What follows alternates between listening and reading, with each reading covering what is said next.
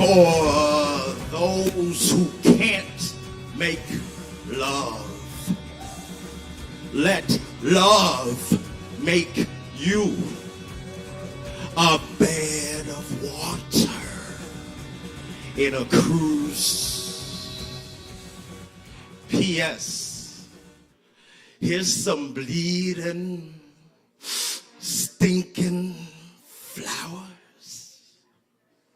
from a dreamt up heaven's bowels for some who seem to come out of the womb already covered in towel. Welcome. My name is Kevin Evans. Kevin Beissert is your usual host. I'm filling in. He's doing some like big things, I think, and hopefully having fun too. I'm gonna read some poems for y'all, then we'll get started.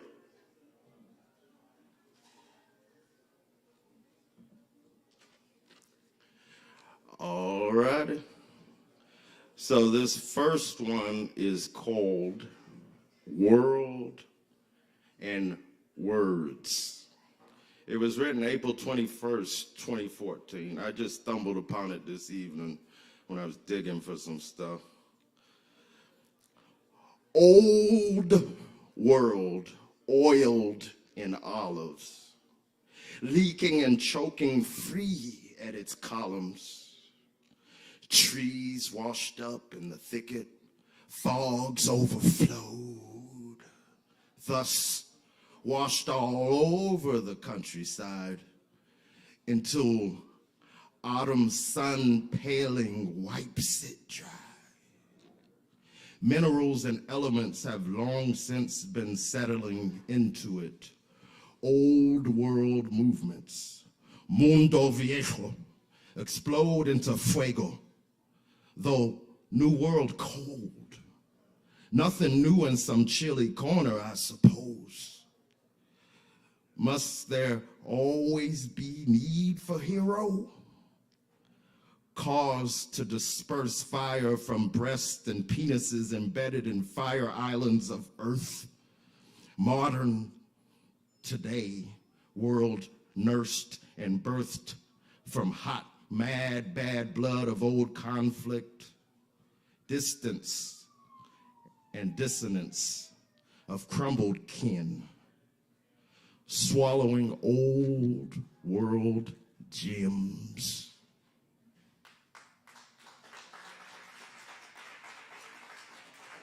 Thank y'all. I'll read a few more. I believe most of these are short. This one's called Sip.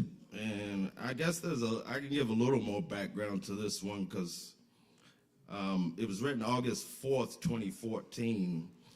And I had a cousin at the time who passed away like within a week before that. So this is kind of related to that and the memories I had of him, even though we usually live far away. But they're all, my family's from Mississippi, so it's called SIP because that's one of the like kind of nicknames for Mississippi as well. But this is about kind of having the winter in the summer and trying to reverse that by the time the winter comes, in a sense. Soggy sorrow summer must lead and leak to peaceful, poignant, and precious winter, more fertile than thousand sweet springs and summers, green paint dipped in gold chipped, and oh, the sweetness and ripeness of the harvest haunted my senses, where I and my tree can still stand directly or indirectly in the shadow of my father. When we are paddled for believing in a bottle born out of cracked despair. But we don't care that the shards fall in the garden. It is bled free of boredom when its old and new roots are still growing, circulating the agua, pouring and breathing. chiefing on brown and green things, drinking on down the sound blended of dreams.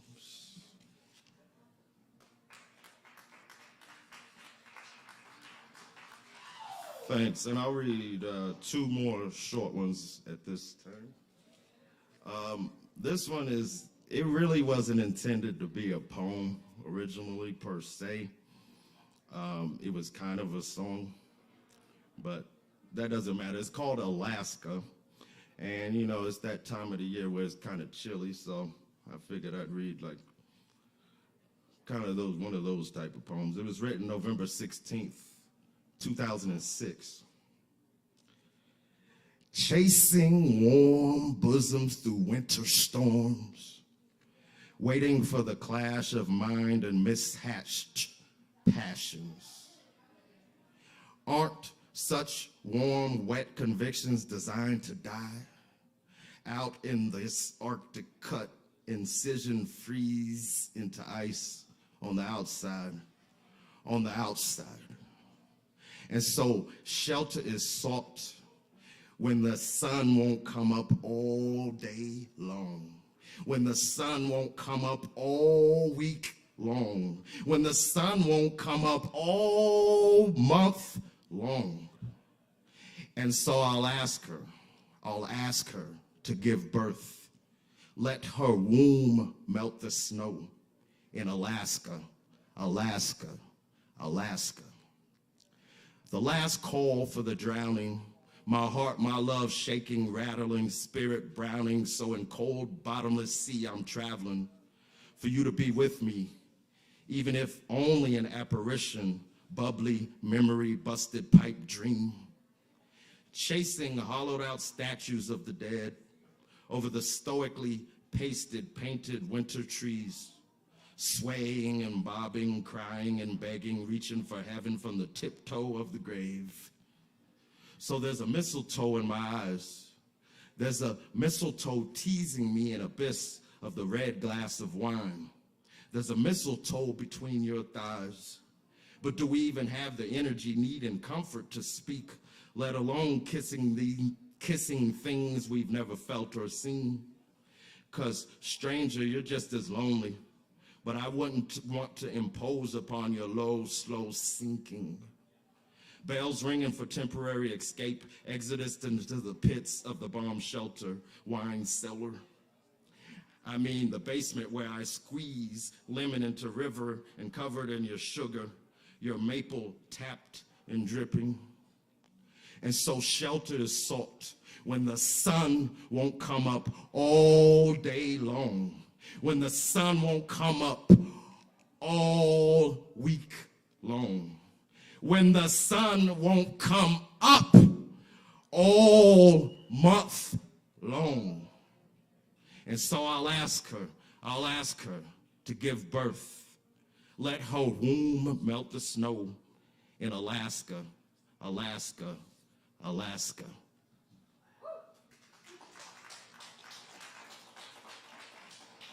Thank you all.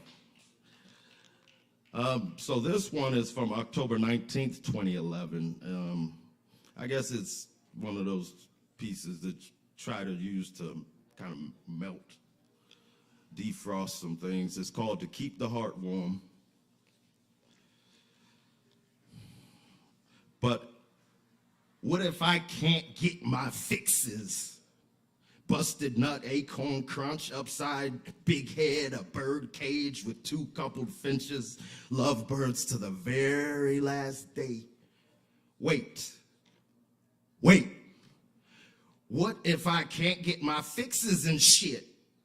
Apple pie delicious, mouth on fire from firewater and bottled kisses broken, green haze herbal chase, manifested prayer made, holy heart huddled hard in my special secret safe, and a dame claims she's not worthy of life, worthy of time.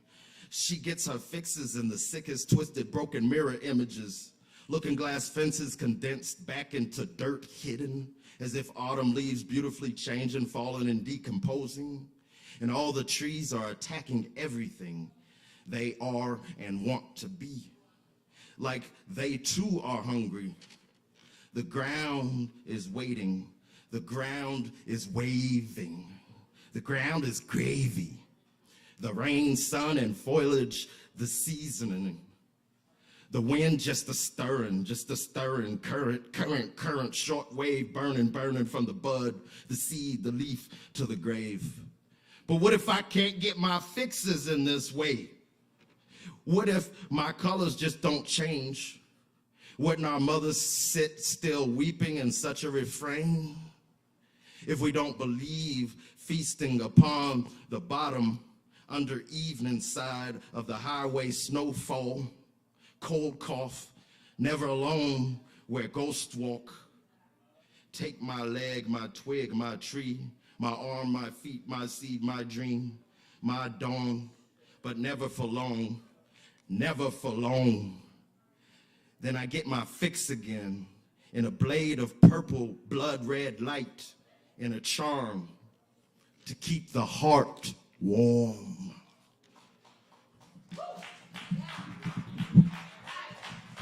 Thank y'all very much. I'm Kevin Evans.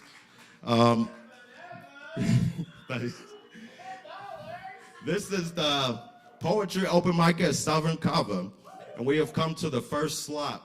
Unfortunately, I had a problem deciphering exactly what the letters were, but whomever is Daniel. Welcome Daniel to the stage.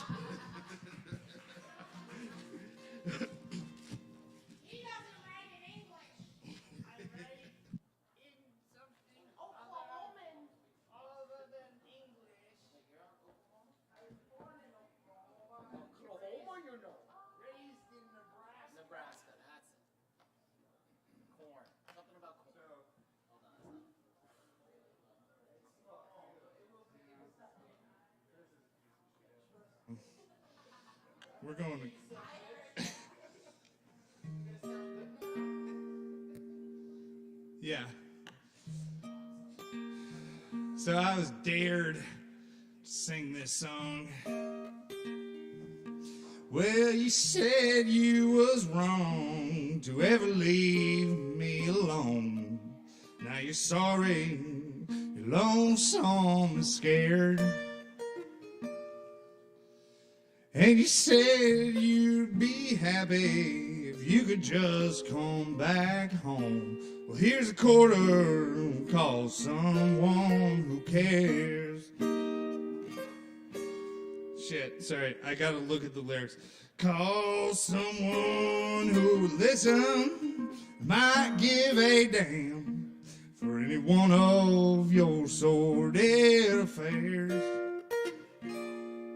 But don't you come around here handing me none of your lies. Here's a quarter, call someone who cares. And it's a guitar solo, which I don't know.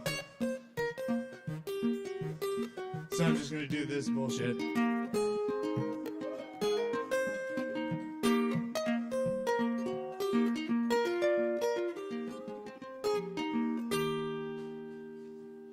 Oh shit, my phone closed. Hold on, I gotta do the face thing. Okay, hold on. Well, I thought what we had could never turn bad. So you're leaving caught me unaware.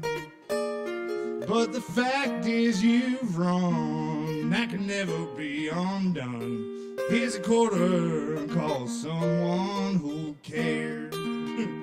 Call someone who will listen, might give a damn for any one of your sordid affairs. Fuck, I'm sorry, but don't you come around here handing me none of your lies. Here's a quarter, call someone who cares. Here's a quarter, call someone who cares.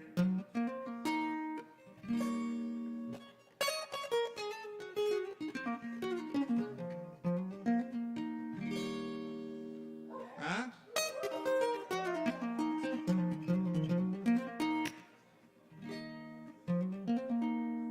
You're supposed to mute me, right?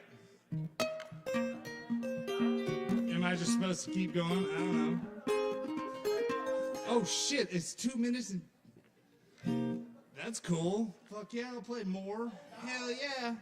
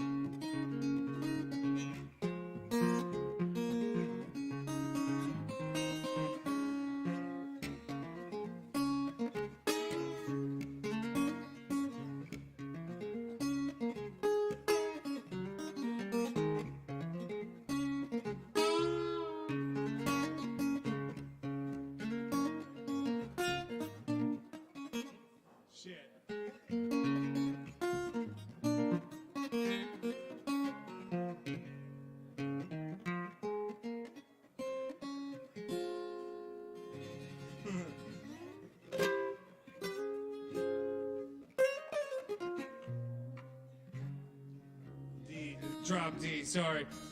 Oh shit, I still have time. This is insane. I like the timer. I didn't even know there was a timer. This is dope.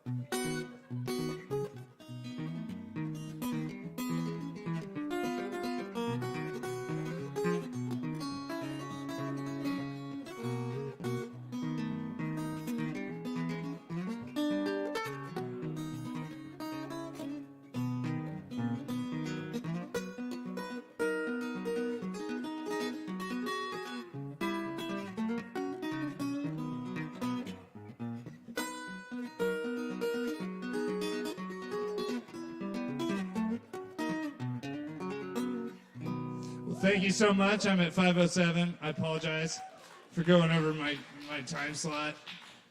It's been really fun. Yes, let's keep it going for Daniel. Great guitar playing there. All right, so we're on the number 2 spot for the opening spots, 5 minutes. Is it Ja Real? Is that how you say it? All right, welcome Ja Real to the stage, y'all.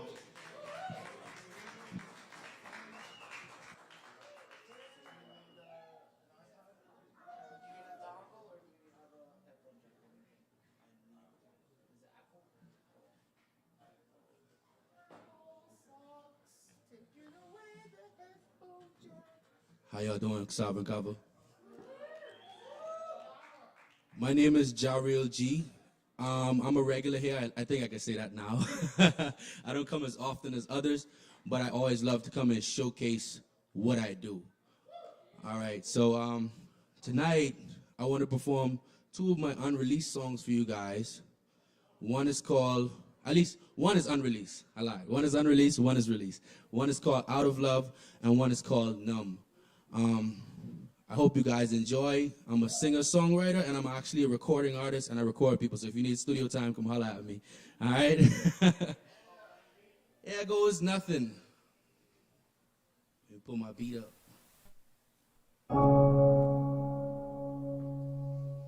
Yeah, I'm all out of love. I'm all out of love. I'm all out of love. Lately I've been numb. The only time I feel something is when I'm high or drunk. My people getting worried, say I'm messing up my lungs and I'm fucking up my voice. They can hear it in my songs, but I'm all out of love for my people cause they fake. They see me working hard, but they think it's fun and games. While I'm pouring out my heart, they gon' look me in my face, but they don't see a star. They only see Jake. When I look in my reflection, I see a star. And I see my imperfections and all my scars. I really wanna love again, but trusting's hard. Cause I give them trust and end up with a broken heart. I used to welcome love with open arms. Then I got hurt again and them scars opened up. Now I'm pushing away people that be showing love. Cause I'm messed up in my mind and don't know who to trust. I'm all out of love. Oh yeah. Oh yeah. I'm all out of love.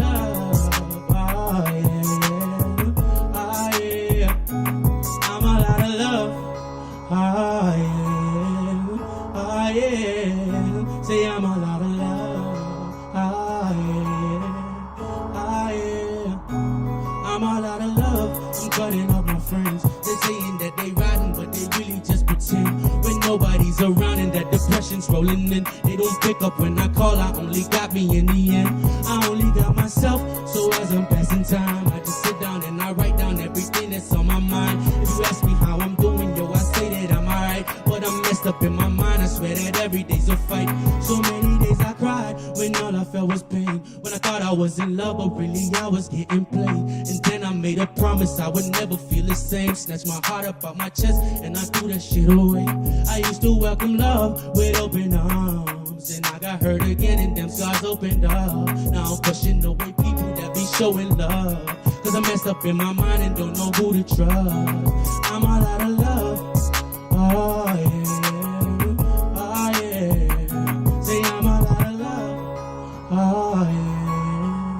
oh yeah, I'm all out of love. Oh yeah, oh yeah, say I'm all out of love. Yeah, yeah, yeah.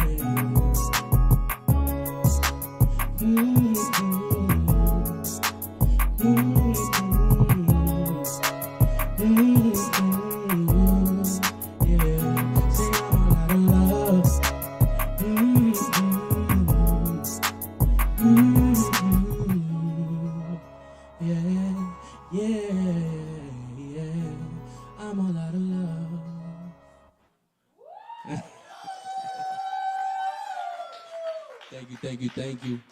I've been taking a while to release that one, but I hope you guys enjoyed it. Numb is actually out on all platforms. It's a song that I wrote. I had a few relatives that died from car crashes. I don't know if anybody else could relate to losing somebody in a tragic car accident, but I lost a few relatives to tragic car accidents, so that kind of urged me to write this one. I hope you guys enjoy it.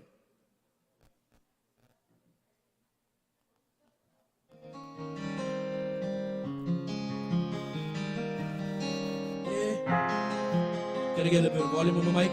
Yeah.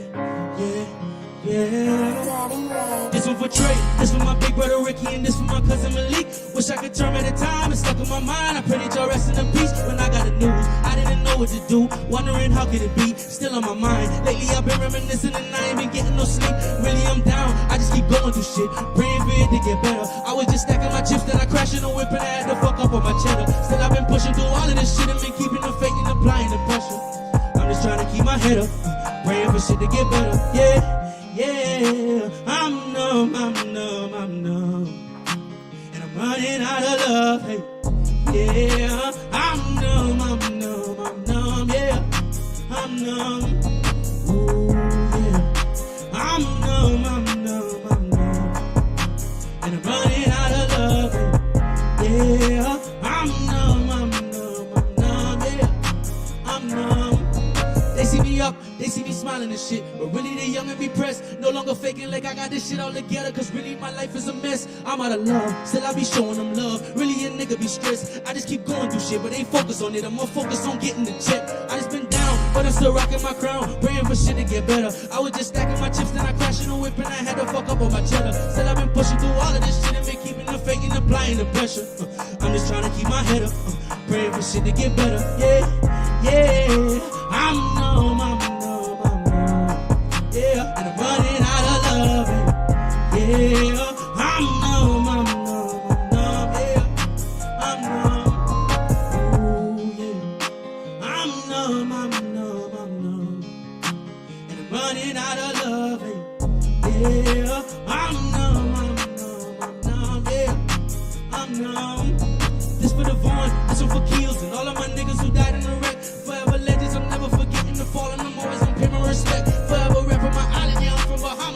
till I'm out of breath. I gotta do it for all of my niggas that can't see the city and won't get the flex. I just be feeling like I'm losing too many people and wondering, dog, if I'm next. Still I'm rebuking the enemy, all the fake energy. Nigga, I'm here cause I'm blessed. Dog, when I crash, I could've died, but I'm still standing, it always a test. Gotta stay focused, I can't let them stop me. I'ma forever get shit on my chest. Yeah, I've been down, but I'm still rocking my crown, praying for it to get better. I was just stacking my chips, then I crashed in the whip and I had to fuck up on my cheddar. Still I've been pushing through all of this shit and been keeping the faith and applying the pressure. I'm just trying to keep my head up, praying for shit to get better. Yeah, yeah, I'm numb, and I'm running out of love. Yeah, I'm numb, yeah, I'm numb. Ooh, yeah, I'm numb, and I'm running out of love. Yeah, I'm numb, yeah, I'm numb. If you want to find that one, you can find it on YouTube. My name is Jarrell G. Come holler at me if you need studio time, don't forget. Yes. Let's keep it going for Jarrell G. It's a great performance. All right. We're on the number 3 spot. Set Salas. Is that right? Set Salas? Salas? Y'all welcome to the stage.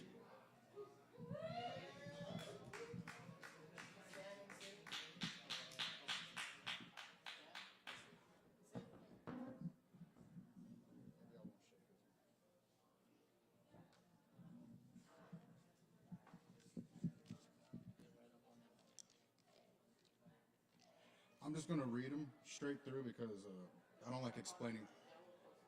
I don't like explaining the poem, so I'm just gonna read them straight through. Hearing hollowing hymns. Oh, sorry. This one's called Father. Hearing hollowing hymns, he holds heaven's hour. At he hollered, human hearts harden. When we wonder what's whistling, willing without woe, warm words rap who's whimpering. Shapelessly sharing shamelessness, chaperoning sheep, shaitan shrucking shrill sound. Damn dying devils, discard dancing down deep, Dios demands the feet. Fighting for futures, fighting false fathers, a faceless fortitude for followers. Square. I was so close to them but hated them and guarded that idea. All I saw were squares, but I took a step back and saw a box. I always felt like there was more, but every time I tried to peek out to get got, I took some more steps back and my whole world was squashed. Dear squares, sorry for presuming your words to be innuendos or malice. Can't tell if you're sending subliminals or being mawkish. That's where the frustration comes in. Words are like a plane, like a square. And you add the real meaning and you get a box. And that's where the metaphor ends because I don't know any other dimensions, but now we have this box with just frustration and tension, and I can describe you in words and show you why I'm hectic, but your eyes are agaze still. You don't realize this box needs protecting. I'll always be the first one to trust. I only took steps back to find a friend. My tears might make this box rust, and the tension might make this box bend, but I forgive you, and I love you, and as long as I can bring you closer, that box becomes a square again, and I can find my closure.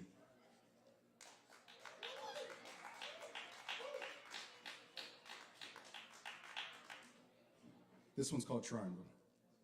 Square really like Triangle, the way she stands tall and hard to knock over. But he knew that if he fell into her landing on her point, it'd be all over. But her heart's like a cup. When it gets filled up, love spills over. And he said, to be honest, I wish I never saw the bad in her, but still jumped over. See, Square thought he was dumb because he still wanted to jump, knowing his sides would peel over. But he'd seen her every day and would still fall over and over and over. Until one day, Square couldn't help himself and drew a line of her bisector and realized how perfect she was, each side like a feather. Square knew 3 sides wasn't enough, but he was in love and tried to make it work, so he took the responsibility of showing Triangle her worth. He knew from the beginning in the end it wasn't going to happen, but maybe if she fell instead of him, her point has no chance in landing. So he tricked her and told her that she's a leaf that's a blue, knowing she was a triangle and she was actually a cute. He told her when she falls, she'll glide from the tree that made her, but when she fell, her point landed on Square, and that's when Square changed forever. Sometimes we push ourselves so much that we break. Sometimes we push so much that we change. Triangle left unchanged, but Square is gone. Bent up so bad, he's a concave pentagon.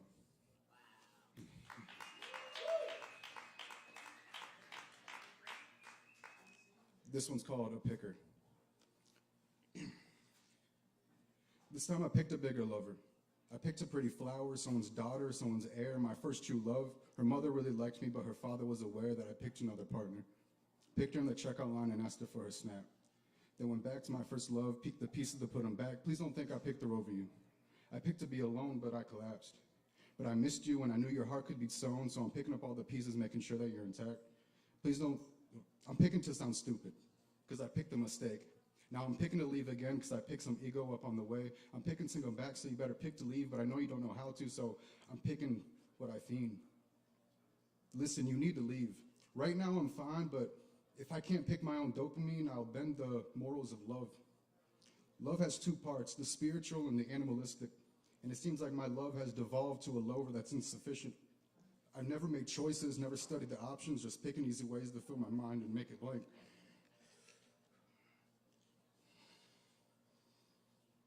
Picking blank's the best way to get away.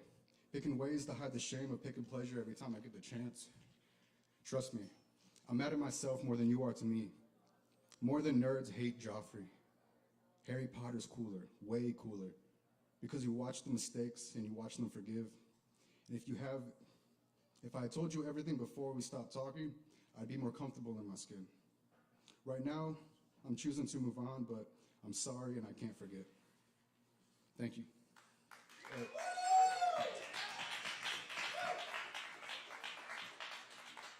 Yes, thank you very much for beautiful poetry. That was Set Salas. And now we're on number 4, and it's Foster Braden. Y'all welcome them to the stage.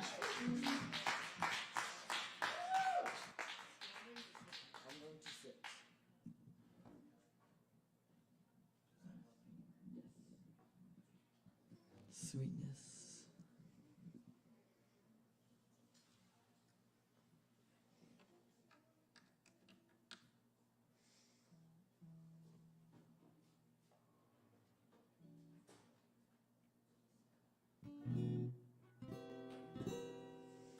Hello, beautiful people. Hope you're doing amazing this evening. I'm gonna sing a song and hope you enjoy.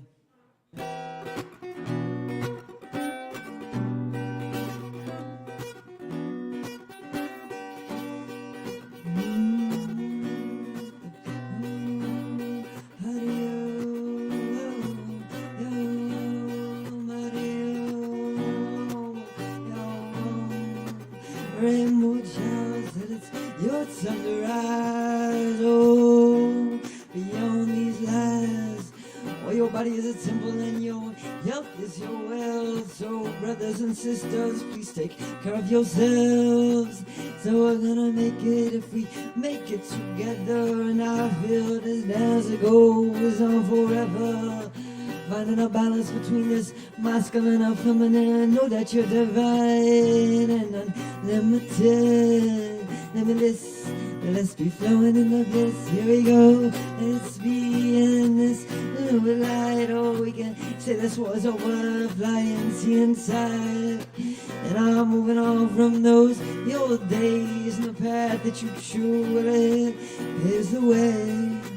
May it be in a direction of healing, guided by the ancestors, and I get this feeling that you're greater than we'll ever know. Entering a golden age, here let's pray for the children to grow. Yup, the rainbow.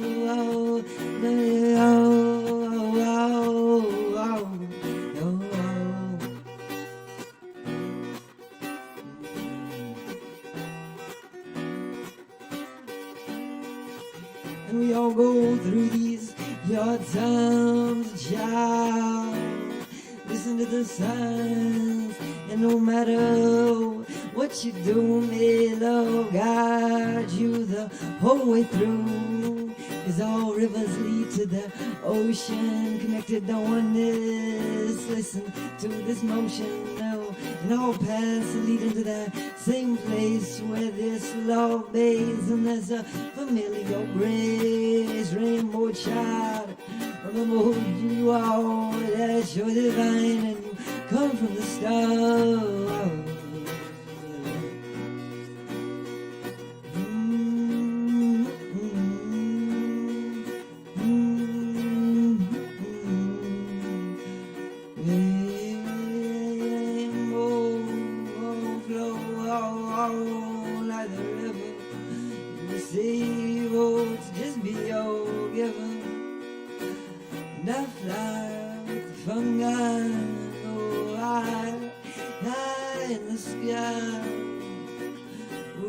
Down deep, though expanding to see, oh, may we be free and live in peace and harmony. Said I'm letting go, can we make this change? Love and healing coming down to rearrange your body and me and the Lord. And I'm not always gonna do as I'm told, 'cause I am me, y'all, authentically unique, and we all want, may we unify and set a house free. Let's bask in this new light. Oh, you gotta say that's what is over and see it clear side. Oh, I'm moving on from those your days in the bed that you know what it paves the way into a direction of healing, guided by the ancestors. And I get this feeling that we're here greater than we'll never know, entering a golden age. Let's pray for the children. Oh, tomorrow, yeah, up the rainbow.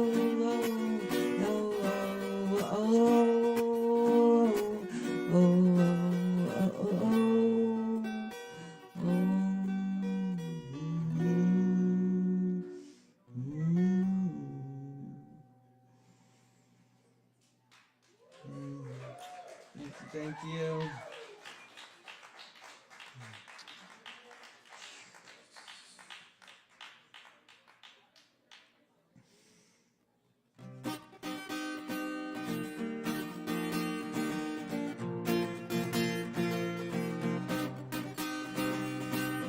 Let the fires burn tonight. Oh, may the medicine be free.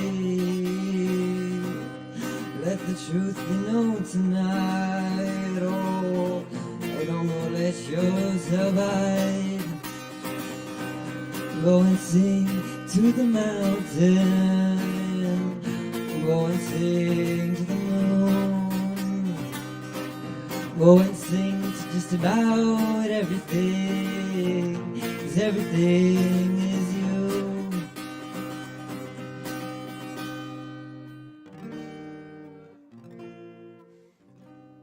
Thank you.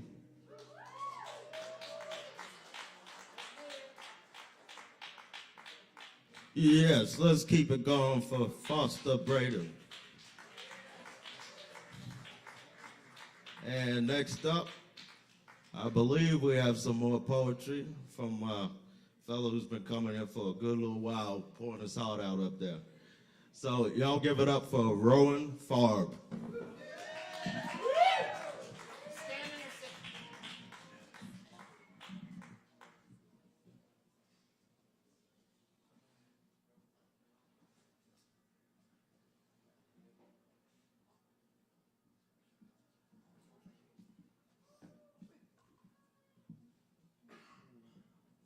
Cool.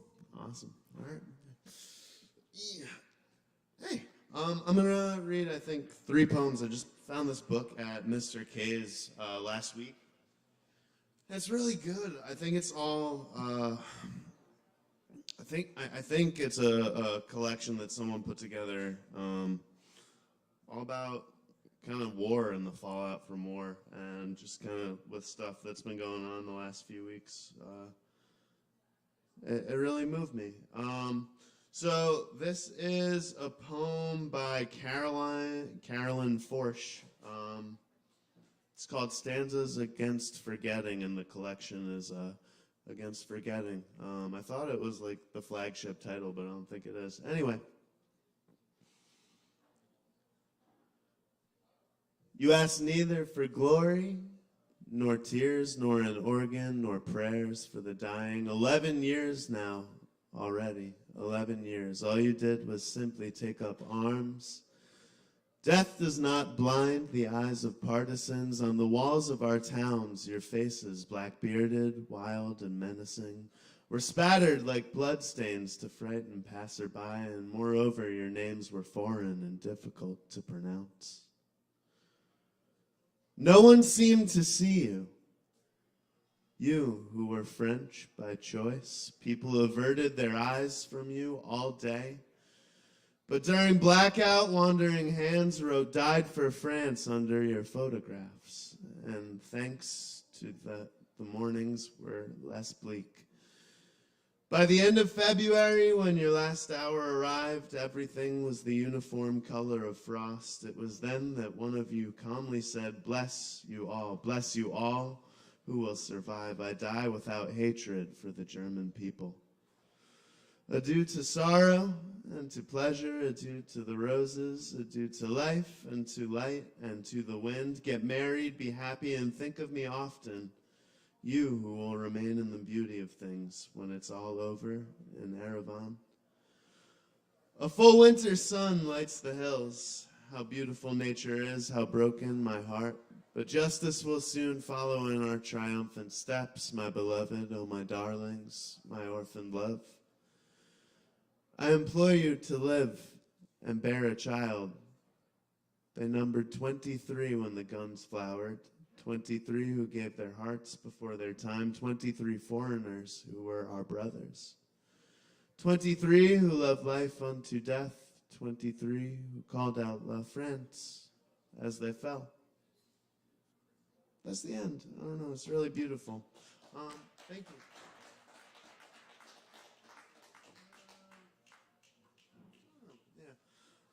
I think I'm going to read two more. I was kind of having trouble picking some tonight, but I think I'm going to read a poem, if I can find it, by Rainer Marie Rilke. I never am really sure if I'm saying his name right. Yeah, here we go.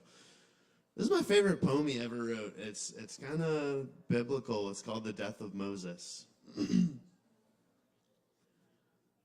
None of them, only the dark, fallen angel was willing, took weapons, stepped with deadly aim toward the commanded one, but already he was clanging backwards, upwards, and shouting into the heavens, I can't. For calmly through his brow's thicket, Moses had noticed him and continued writing words of blessing in the infinite name. And his eye was pure to the very depth of his powers, so the Lord, tearing half the heavens with him, forced his way down and prepared the mountain bed himself, laid the old man on it. From her ordered dwelling he called the soul. Up she sped and recounted so many things in common, an unsummable friendship. But in the end, she was satisfied, fulfilled. She admitted it was time. Then the old God slowly bowed his old countenance to the old man with a kiss, extracted him into his own older age, and with hands of creation closed up the mountain tomb, so that it would be merely one, a recreated one, among the mountains of the earth, indistinguishable to men. Yeah, I don't know. And then I just have one more. This is a really cool concept and kind of changed my mind about writing, but I guess this person took a bunch of really famous works of art and wrote poems about all of them. And there's another book I found a while ago that really wowed me. And this is my favorite poem out of it. It's called Nude in Winter, which is also the title of the book. It's a poem written about a photograph, which I think is really cool. I'd love to do that one day. This is a story about the self, the body guarded by thick tusks of ice, glistening knife tips, the ogre's dripping teeth. The naked body tells a story about frozen space and the vertical hours that run on endlessly. About the soul entombed in ice, about the blameless cage of the mind, each thought cold and clear and sharpened by constraint, about desire, how it melts what it touches in the unexpected pivot of energy when the sleeping body is about to wake. When the polished river of the body is about to wake, when ice weakens at the edges, creaks and strains, shudders and cracks in one godlike roar, breaks apart till great blocks float free, collide and shatter and overturn, flows piling up, ice screeching, the grinding ice careening downstream, slamming into banks, uprooting trees, shearing off bare branches, stripping bark as it's swept along, as water is unleashed, as water fills the mouth, spills from the eyes, flows the milk, flows like milk from a breast. Water's gushing back to earth, feeding the soil, feeding the black seed until it explodes into green and bursts forth into the world with its dignity and power and its brutal beauty. I really messed up the cadence, but thank you so much. Tip your bartenders. Yes, thank you, Rowan. Let's keep it going for him. That's some good poetry there, and that's, you know, war is a constant thing somewhere in the world, probably since there were people. And it's never good, really. So it's good that people can express themselves about it, because a lot of times there's not a lot to say. I mean, I don't mean to go on a tangent here for a second, but one of my day job is in construction. Fire sprinkler installation, but one of the places we had to go was a Ukrainian church, and we were working at that church back in the winter and the spring and all kinds of things when the conflict had first started, and just the people there, just without them even saying it, they didn't. There was the pastor didn't always talk about it, but you could feel the weight of everything, and they were constantly collecting food to send back over there.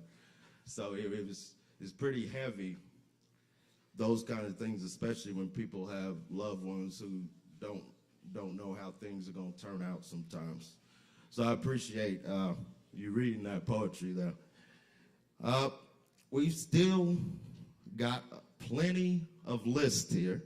There's even 3 spots open at the end.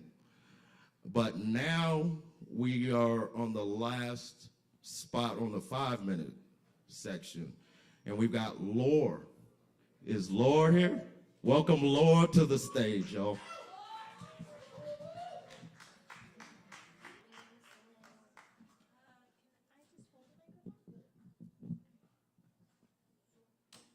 Thank you.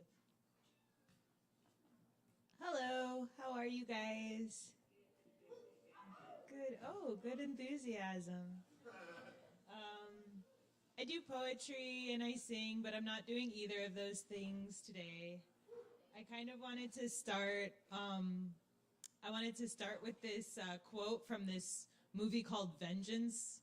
It's got Ashton Kutcher playing this cowboy-type character named Quentin Sellers, and he's got a lot of banging quotes in the movie. But the quote I like a lot is goes like this. It goes, "There's no argument more profound than how the universe came into existence. Are we here because of God or science? It is the most fundamental question. But there's one thing that everyone agrees on, and that is whether it was God declaring, 'Let there be light,' or an infinite particle of energy bursting forth in the Big Bang, everyone agrees that the universe was started with a sound."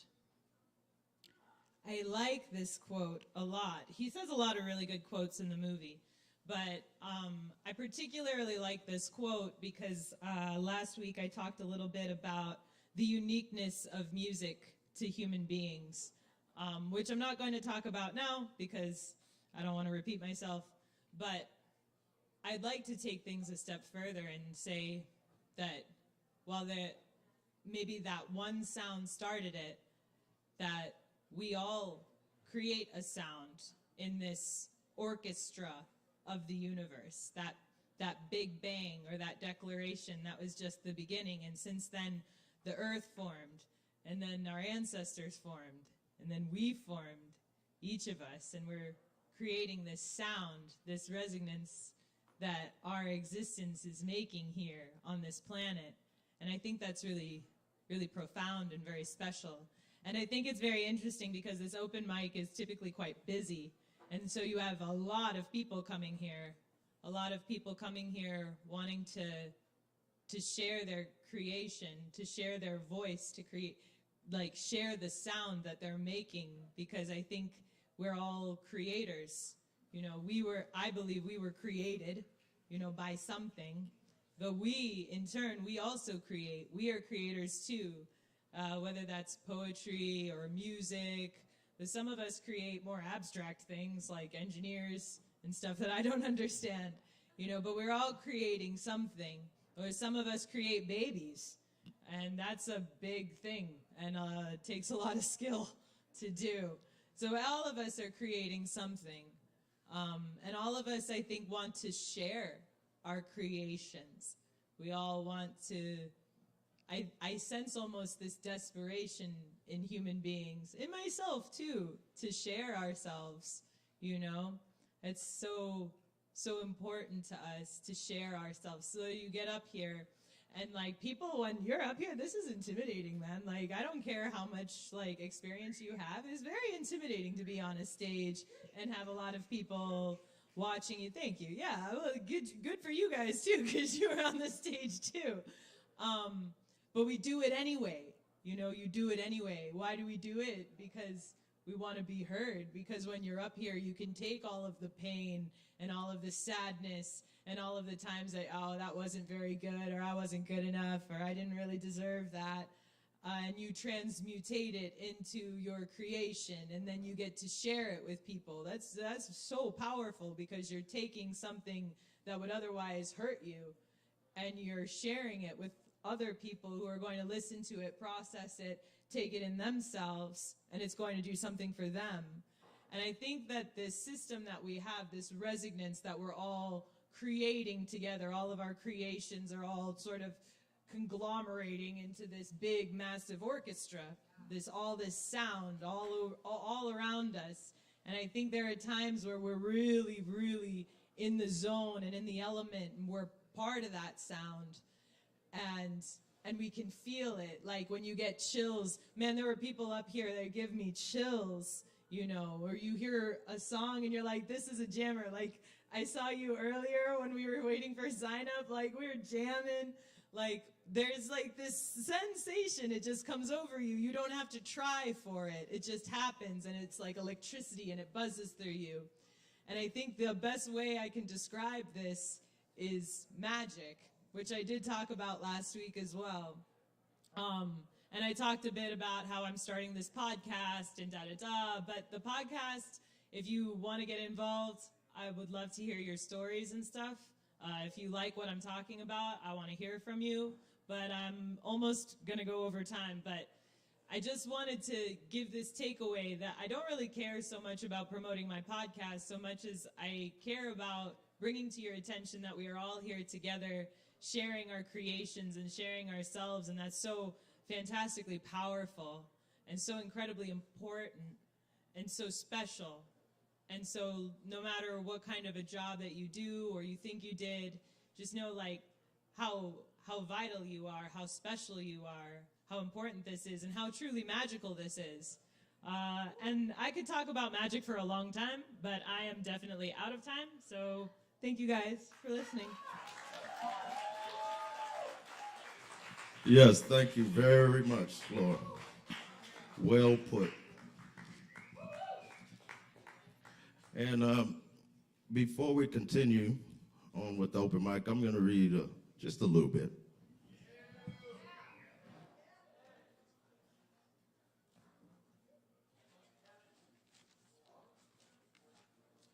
All righty. Huh? Yeah, Aaron Price going to play with. Awesome. I didn't know you were here. All right, so the first one, these are both short. It's called Scentless. I don't even know what to Egypt exploring. Okay. I don't know. All right, this was written August 13th, 2011. It's called Scentless.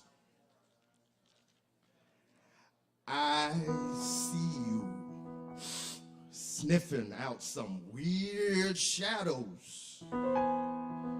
You'll eat your kill all the way through the marrow. You say it's an honor. It's in honor of a dead pharaoh your father was named after. But you ain't never met them or Indiana Jones. Just stay to the right of way and state it in your footsteps and prints on earth tones. Then put it in blueprint, stuff it in your soul's basement, in your heart's hard sarcophagus. Then it will be yours forever.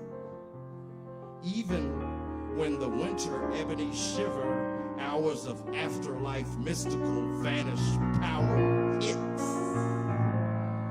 When you are magic, because your life force left shell in the bandage. But may your energy still flourish somewhere in the bird's nest, in the cupboard, in the forest, in the Morse code relayed through DNA. I see you sniffing out weird shadows. I see you through the sky's window, and it's okay. It's okay.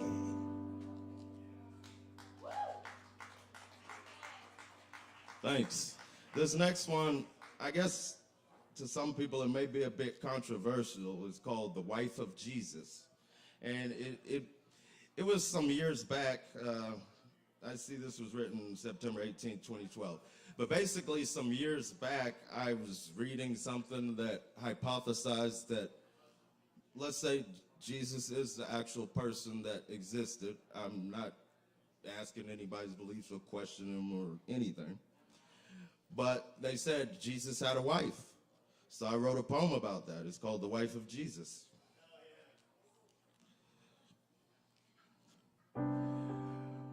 No one seems to much hear about you. I say your hair was fiery red, the first caramel Venus in the moon.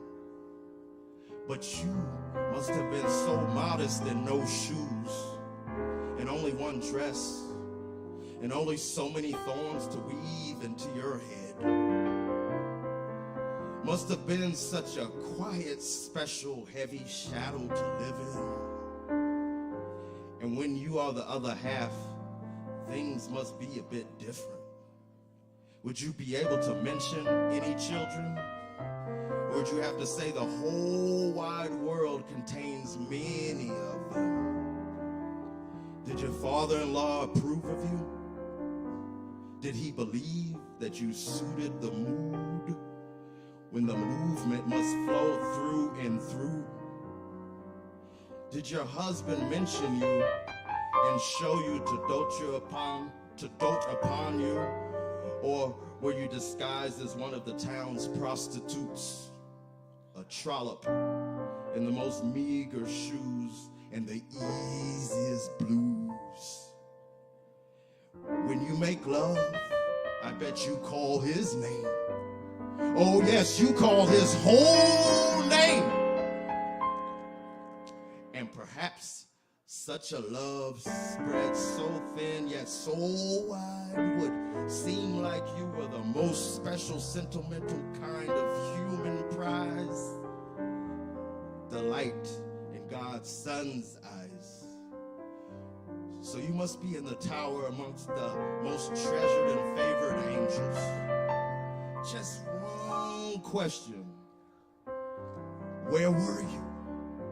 Did you have to hide when he confessed his premonition at the final table? Before he had to go, before he had to martyr, before the bloody twisted cross cord, and your man, the best man, took it all, and you knew he had to be off. It was a divine duty, and in such times, all you could do was sob and grieve and disappear into the distance, into the hills, into the wilderness of eternal celibacy, speaking and knowing of no one ever again but the love of your life and love of your life in heaven's peaks. The secret wife of Jesus must have lived lonely and solitary upon her last days of earth's journey.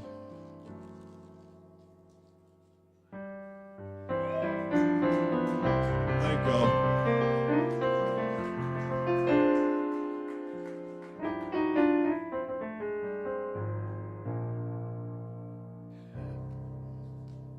Muchas gracias. Muchas gracias to Aaron Price and the Kava bar. Tip your bartenders, and I believe it's free double if you perform as well. There's still 3 spots on this list. And now we're going into the 10-minute spots. And we have the pleasure of Miss Valerie, AKA Super Vixen, to introduce that part of the program. So y'all welcome Valerie, Super Vixen, to the stage.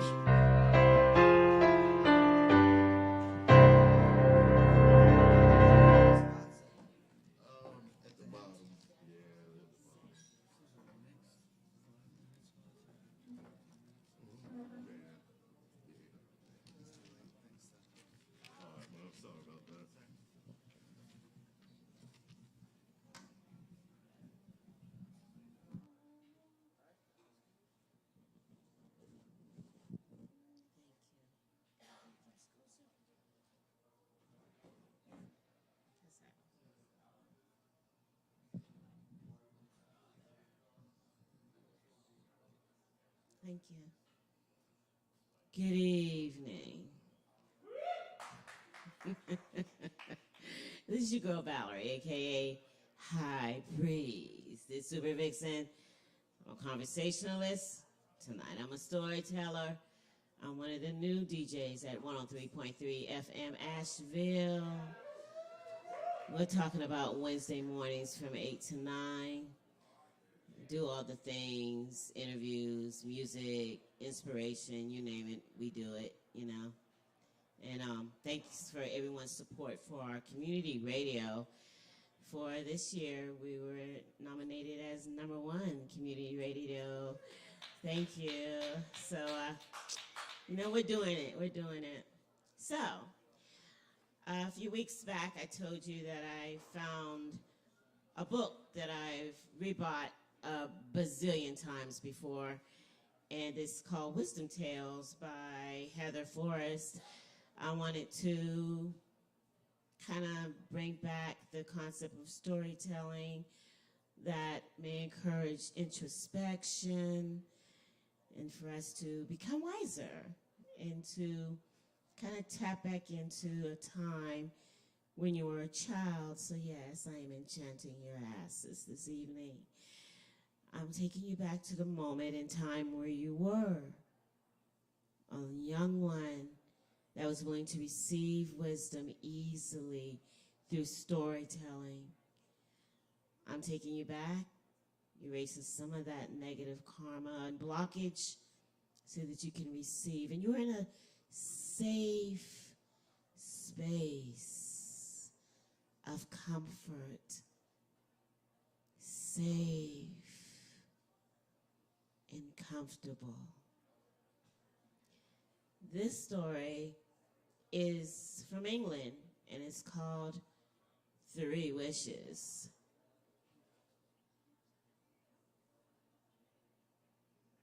A poor woodcutter set out one fine early day to cut firewood to sell at the market. Wish me luck, dear wife, he said, that I might find some fallen tree in the king's forest. Only the fallen wood is free to the poor peasants like ourselves. As he marched in the forest with his sharp axe over his shoulder, he eyed the trees right and left. All were upright and healthy. Others had come before and scoured the ground of branches. I'll get some wood by hook or by crook, he muttered. Finally, he stopped in front of a great oak tree. Leafy branches crowned its huge trunk. Now here's a tree worth its weight in gold, he exclaimed. I will make a fortune cutting it down for market. As he swung his axe high over his shoulder, a tree fairy appeared before him and said, "Stop! Spare this tree, for it has lived longer than you. Respect your elders." "But this tree is worth a great amount of money," protested the woodcutter. "I am tired of laboring so hard, traveling to find broken branches to sell. This is good hardwood, and I mean to make use of it." The fairy threw her arms around the tree and said, "If you give me your word that you will not cut down this ancient tree, I'll grant you 3 wishes." The woodpecker put down the axe and considered the proposal. 3 wishes? He mused, thinking about vast wealth. "If you promise you will never cut down an old tree, the 3 wishes will be yours," said the fairy. "Very well," the woodcutter said. "A promise is a promise. I agree never to cut down an old tree. Besides, I will go no further need to cut wood. I will wish for wealth enough to retire." In a twinkling, the woodcutter's axe disappeared, and the fairy vanished. By these signs, the woodcutter knew that the fairy would grant his wishes. He ran home to tell his good wife, red-faced and panting. He burst into the house through the door. "Wife! Wife!" he cried. "We are such beyond our wildest dreams. Rich!" The wife blinked in disbelief. "How is it that you left this morning, despairing of our poverty, and you return tonight exclaiming our wealth?" "I spared a tree in the king's forest," the woodcutter explained. "And a tree fairy said she would grant me 3 wishes for my kindness." "Then think carefully," said the good wife with glee. "Well then," said the woodcutter, "I might wish for a fine house with a garden." "Fool," said the wife. "Think bigger. Wish for a palace." "What good is a palace without gold enough to maintain it with servants, cooks, and stable boys?" said the woodcutter. "I must wish for a bag of gold." "You're not thinking big enough, husband. Why wish for a bag of gold when you can have a cartload of it?" and a fine horse to pull the cart, the woodcutter exclaimed. Don't waste your wishes, cried the woman. You could have a herd of horses. All this thinking, said the woodcutter, is making me very hungry. I wish we had some sausage. In a blink, a huge chain of sausages fell into the middle of the room. Oh no, screeched the wife. You've wasted a wish. What a fool you are. You could have had anything, and you think about your stomach. Unable to stand the tirade of his wife, the woodcutter said, Oh, I wish those sausages were stuck to your nose. And in a little time as it takes to tell it, the sausages stuck fast to the wife's nose. Horrified, the couple tried to pull and then tried to tug at it. The harder they pulled, the tighter they stuck. The wife fell to the floor, sobbing so miserably that her husband said, Well, I suppose there's nothing to do but to wish the sausages were off. In a blink, the sausages were on a plate on the table. The woodcutter and his wife could do nothing but laugh at their own folly. Nothing good ever comes from arguing, they agreed. At least we have a fine supper, the woodcutter said, and never a finer supper was shared.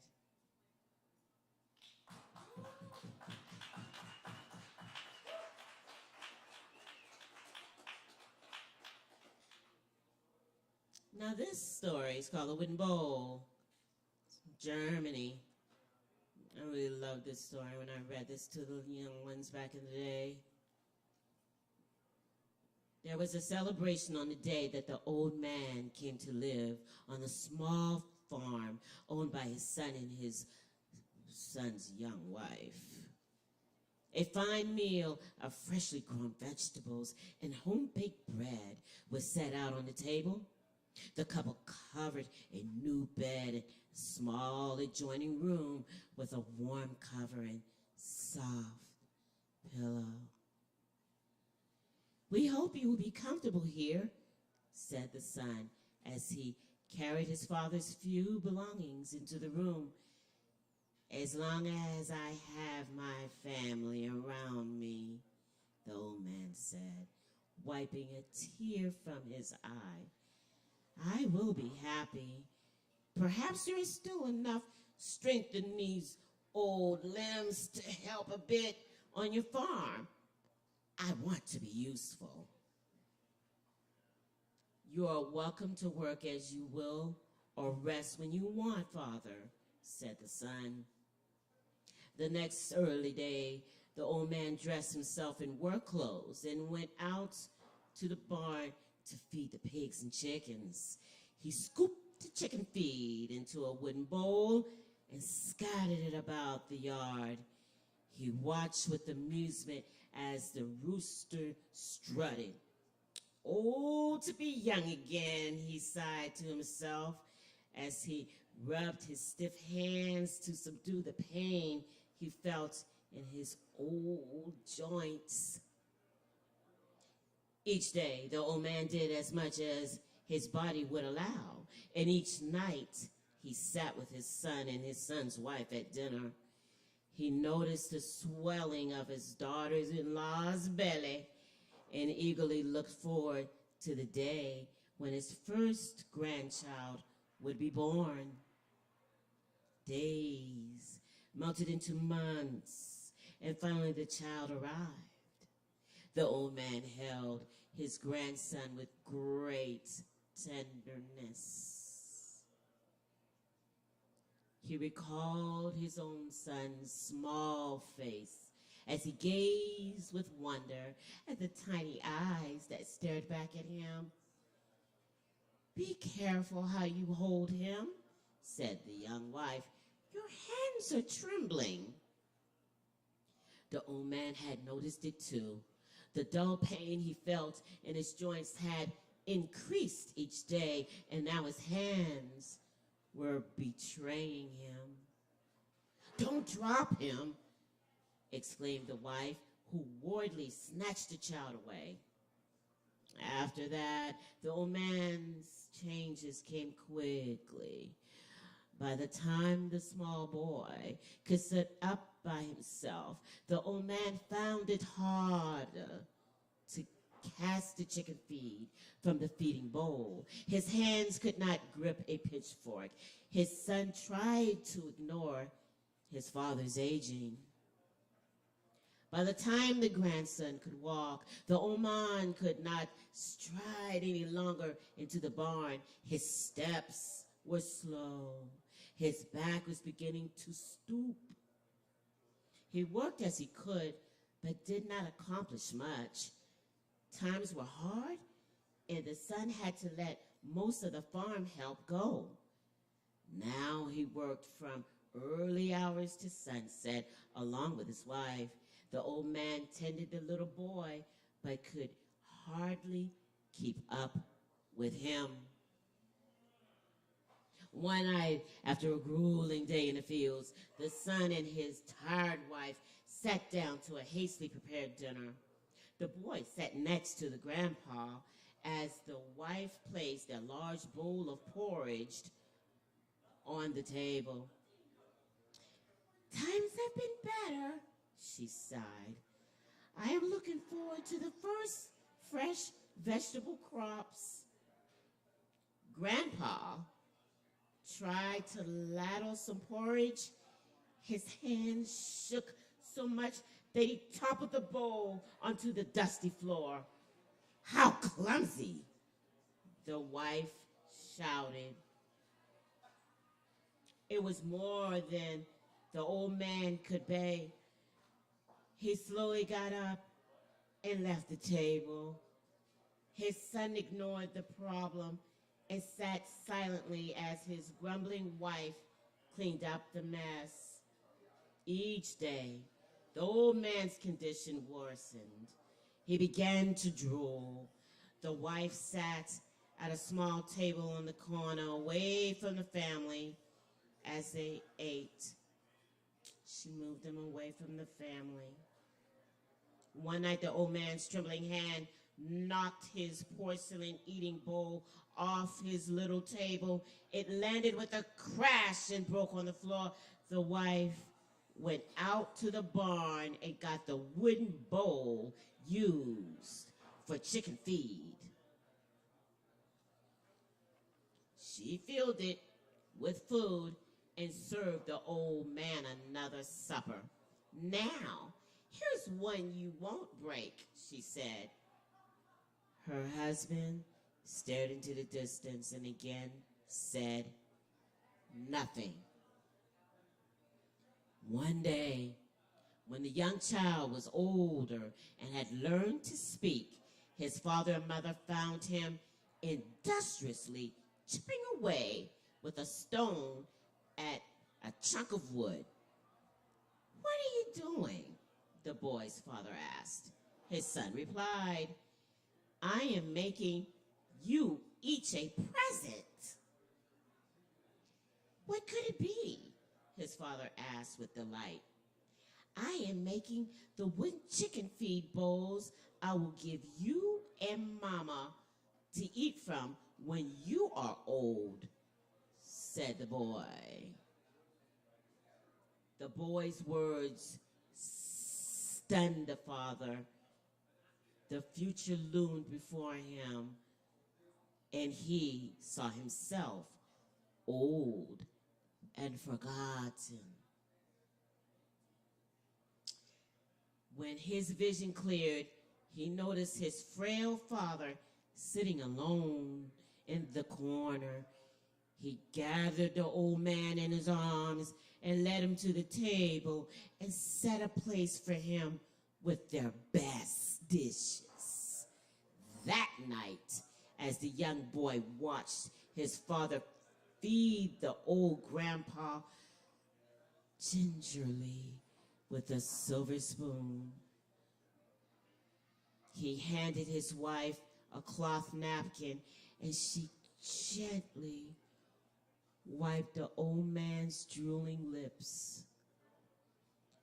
From that day on, they both treated the old man with the same kindness and respect they hoped to receive from their own son in their elderly years. Your message: treat the old with love. That is ample. The very best teacher is a good example. Thank you, my dear ones.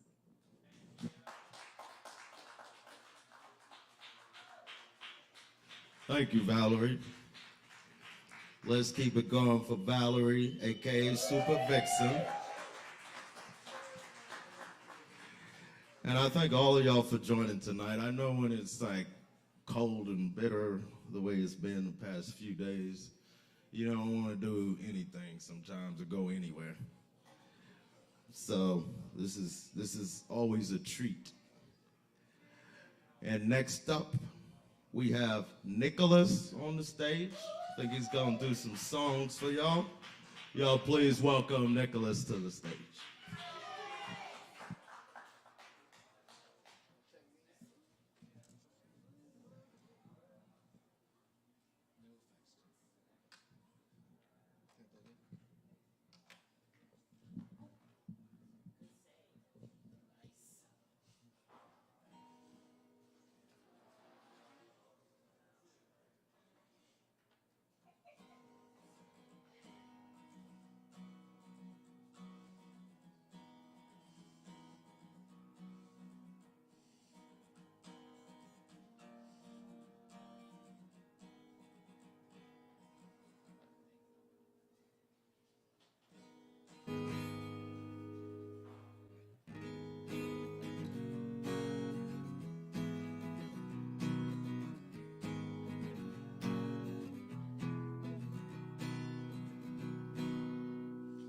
Hey y'all, I'm Nicholas, and I'm going to be playing a few originals for you guys.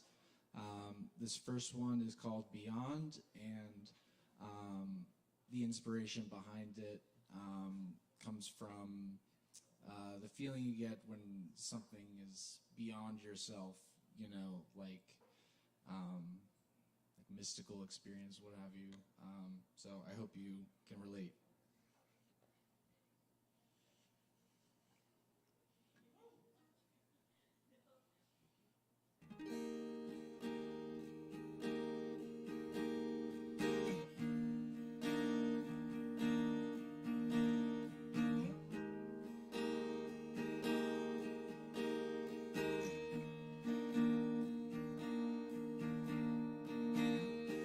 Somewhere beyond the stream of time,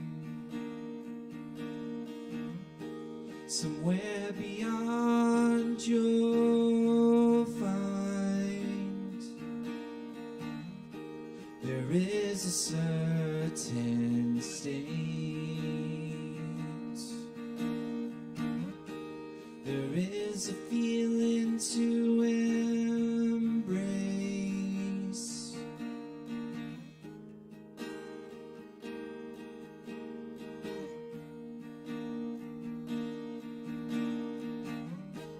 It's something that has begun. It's something that's never done. It goes by many names,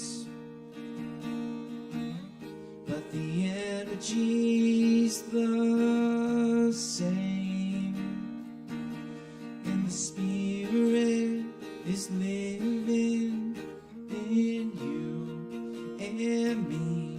It's supernatural, universal, one with everything. the Spirit is giving a new way to see.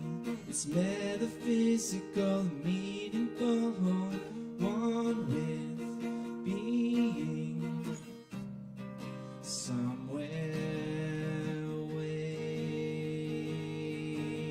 beyond.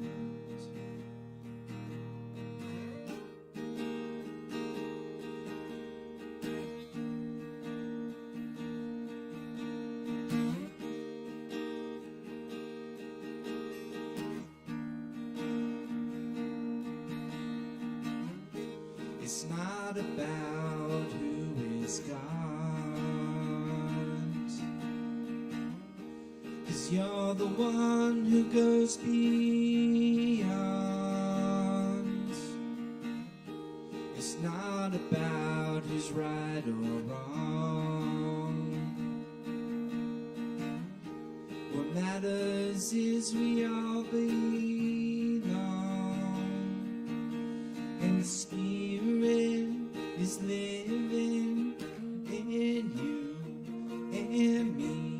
It's supernatural and universal, one with everything. The Spirit is giving a new way to see. It's metaphysical and meaningful, presently being somewhere way beyond. As the years roll by, I feel the changing in my mind. The only thing that stays the same is the waking of my soul. Oh, and the Spirit is living in you and me. It's supernatural, universal, one with everything. The Spirit is giving a new way to see. It's metaphysical and meaningful, one with being somewhere way beyond. Somewhere way beyond.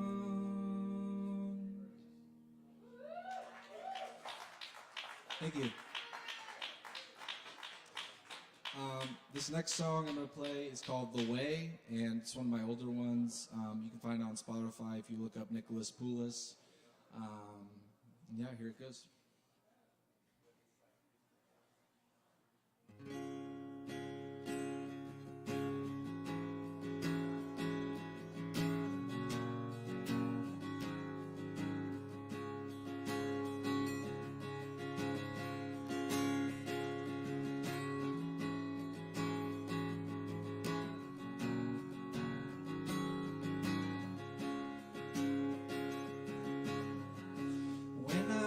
I start each day with a fresh sense to love in new ways, so that when I go about I'll have no doubt that I am loved, 'cause purpose is in knowing you're here for a reason, growing, finding your own way. The way to life is hard to see when blinds, but look hard and you will find what was lost holds the key to shine.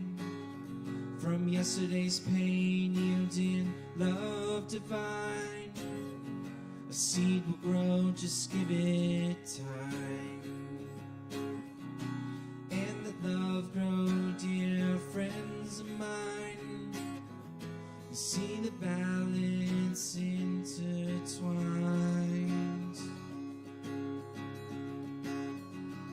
Oh, oh, yeah, yeah. Oh,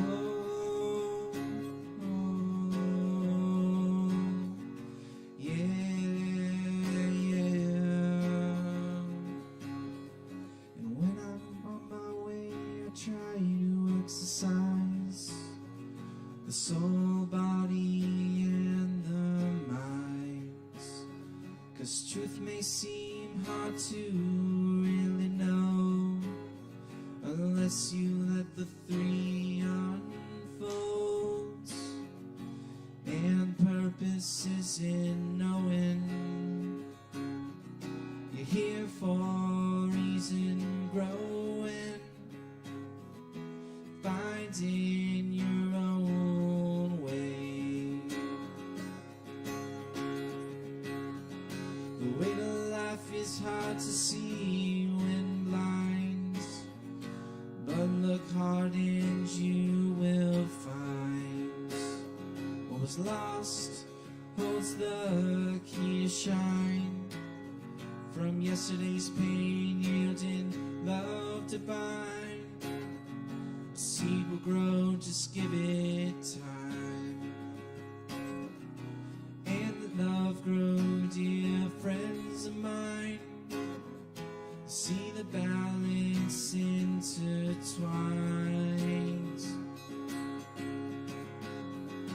Oh, oh,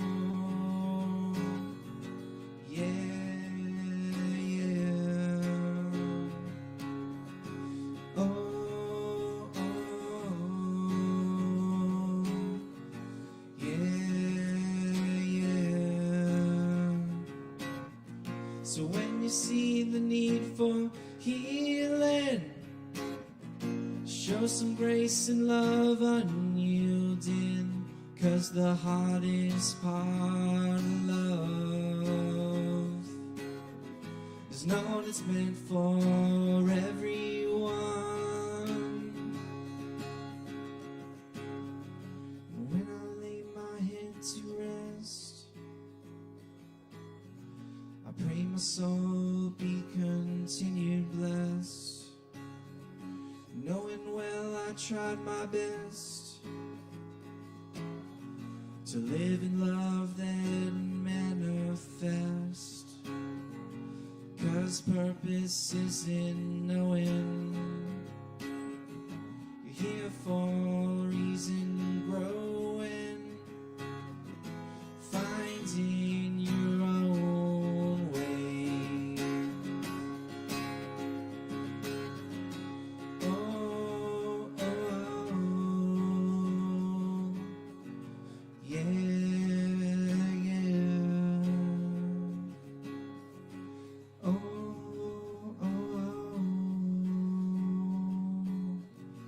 yeah,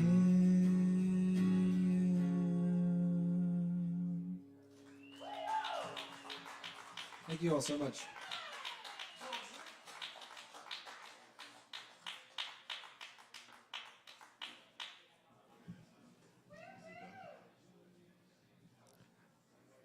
Hello?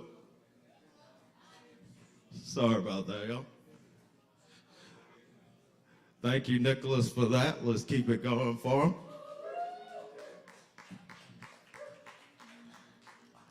And we're still continuing with the celebration. And now we have Freed Glitch. Is Freed Glitch still in the Kava bar? Yes. Y'all welcome Freed Glitch to the stage.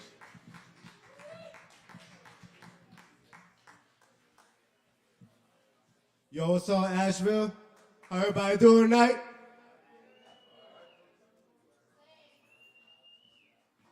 My name is Free Glitch. I come from Greenville, South Carolina, and I'm gonna do a couple songs for you guys tonight. Alright, this first song is unreleased. And you know, you just gotta feel it, you know, and sometimes you feel sad. And sometimes when I feel sad, I like to make music, and I like to express myself, and it helps me out, and I hope it can help somebody out.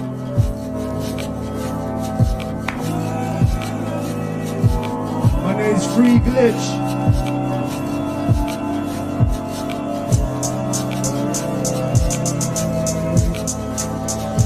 Who are you? I can't tell who I am. She looked into my eyes and she told me I'm insane. Who are you? I can't tell who I am. She looked into my eyes and she told me I'm insane. Where she go? I feel her in my soul. Without her, life's just been a fucking blur. Where she go? I feel her in my soul. Without her, life's just been a fucking blur. All I know, I'll see you once again. 'Cause all bad nightmares must go to an end. Come with me, I won't fail you this time. Who am I kidding? There's a demon in my mind. Look again, the mask has disappeared. I'm feeling no more fear, and my angels are near. Look at me, I'm shining oh so bright. I'm glowing and I'm fire on to better times. Who are you? I can't tell who I am. Look into my eyes and she told me I'm the same. Who are you? I can't tell who I am. She looked into my eyes and she told me I'm insane. Where she go? I feel her in my soul. Without her, life's just been a fucking blur. Yeah. Alright, this next song is called Crystal Shotty. I'm releasing a tape. It's coming out sometime next year. From Fairy Tales, Dreams, and Nightmares. Hey, I want to give a shout out to Kava Bar. This is the first stage I ever stepped on here in Asheville. And ever since then, my life has changed so much. I love you, Asheville. I love everybody in the universe. Thank y'all for having me here tonight. Yeah. Hey, this one's called Crystal Shotty. Shawty by my side, baby, are you down to rise? The day I die to the end of time, fucking under the moonlight. No more thoughts of suicide, finally I feel alright. Baby, it's just you and I, oh baby, it's just you and I. Crystal Shawty by my side, baby, are you down to rise? The day I die to the end of time, fucking under the moonlight. No more thoughts of suicide, finally I feel alright. Baby, it's just you and I, oh baby, it's just you and I. Fire, it's your sun sign, closer to my last life. Legend in the fucking sky, no, I will never die. Taking flight, speed of light, slowly losing mine, but I gotta stay alive. Demons in my head, wanna see me dead. Angels by my side, San Miguel Arcangel. In another realm, but this hell coming from the underground. Dirty styles, fuck around, just find out. I don't fuck with you, been through hell and back, but now I'm back. See death, see scars, see blood, see demons in the night. Walking in the flesh, mind slowly unraveling. Traveling through the sands of time, escaping the shadow of death. One more time, yeah. Crystal Shawty by my side, baby, are you down to rise? The day I die to the end of time, fucking under the moonlight. No more thoughts of suicide, finally I feel alright. Baby, it's just you and I, oh baby, it's just you and I. Crystal Shawty by my side, baby, are you down to rise? The day I die to the end of time, fucking under the moonlight. No more thoughts of suicide, finally I feel alright. Baby, it's just you and I, oh baby, it's just you and I. Tripping, blazing, baby hazy, baby fading. Start to fly away, meditate and elevate. Blue I shine like the stars in the sky. Mesmerize my mind all the time. Ancient sacred tantra, Kama Sutra, take it to enlightenment. Lost in the soul, found in the light, out of control. Fuck it, I'll die for you. Time warping, space bending. You my my favorite fantasy. Baby, just a glitch in the matrix. Twin flame, radiated energy from the soul, from the heart chakra, gotta let it go. Crystal shawty by my side, baby, are you down to rise? The day I die to the end of time, fucking under the moonlight. No more thoughts of suicide, finally I feel alright. Baby, it's just you and I, baby, it's just you and I. Crystal shawty by my side, baby, are you down to rise? The day I die to the end of time, fucking under the moonlight. No more thoughts of suicide, finally I feel alright. Baby, it's just you and I, baby, it's just you and I. Hey, Crystal Shotty, yo. I got time for one more. Yeah, go for it. Alright, this next song is called Until I Die, and it's off Crystal Shotty. It's off my upcoming tape. It's called Fairy Tales, Dreams, and Nightmares. Yo. Hey. Yo. Hey. I can't go to sleep, can't go too deep. I sleep, can't sleep, can't go too deep. I can't go to sleep, can't go too deep. Demons calling in my sleep, so I just rest in peace. I can't go to sleep, can't go too deep. Demons calling in my sleep, so I just rest in peace. I feel so low, I've been fucked up, so I've been drugged up. All I need is real love. I feel so low, I've been fucked up, so I've been drugged up. All I need is real love. Free glitch came from the bottom of this pit, rose from the dirt like a rose from the trenches. Underground dirt, I was bleeding for my soul. On the road, all alone. Far from home, third I open up my door. She wanna ride with a rock star, cause I got no heart. She wanna hang with a god star, love with my black heart. She wanna ride with a rock star, cause I got no heart. She wanna hang with a god star, love with my black heart. Hey, I wanna dedicate this song right here to anyone just like me. Stay alive and stay strong in all dimensions. Third eyes open and third eyes on.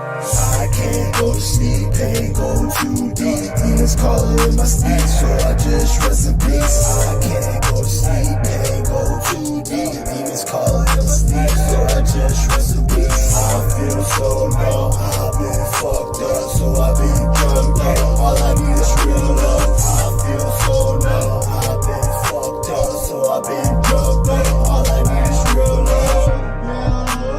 All I need is real love. All I need is real love.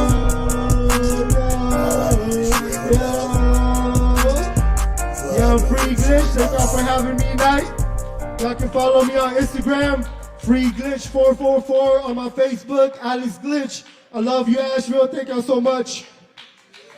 Yes, let's keep giving up for Free Glitch. And we'll keep the show going on too. We've got still a good bit of performers left, but that's what we're here for. We're here for the whole experience. Whatever you got to say, do, play, whatever you do, this is your spot right here.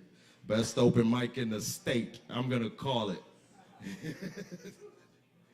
All right. So next up, number 10, we've got Andre. Is Andre still here? All right, y'all welcome Andre to the stage.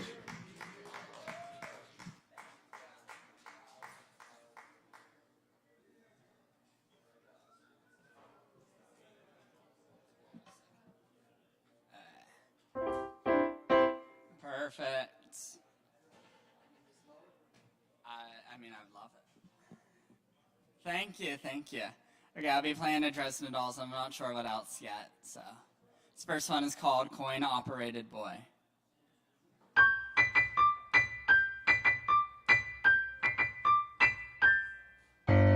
Coin operated boy, sitting on a shelf. He is just a toy, but I turn him on, and he comes to life. Automatic joy, that is why I want a coin operated boy. Made of plastic and elastic, he is rugged and long-lasting. Who could ever ask for more? Love without complications galore. get stitches from. I will never leave my bedroom. I will never cry at night again. Wrap my arms around him and pretend. Coin-operated boy, all the other real ones that I destroy.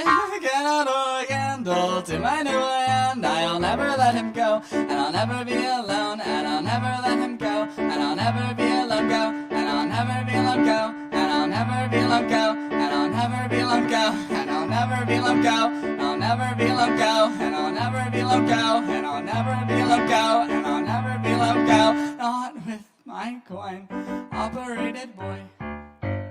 This bridge was written to make you feel smitten with my sad picture of boy getting bitter. Can you extract me from my plastic fantasy? I didn't think so, but I'm still convincible. Will you persist even after I bet you $1 billion that I'll never love you? And will you persist even after I kiss you goodbye for the last time? Will you keep on trying to prove it? I'm dying to lose it. I'm losing my confidence. I want it. I want it. I want it. I want it. I want to. I want to. I want to. I want to. I want you. I want you. I want you. I want you. I want you. I want. I want. I want. I. Want.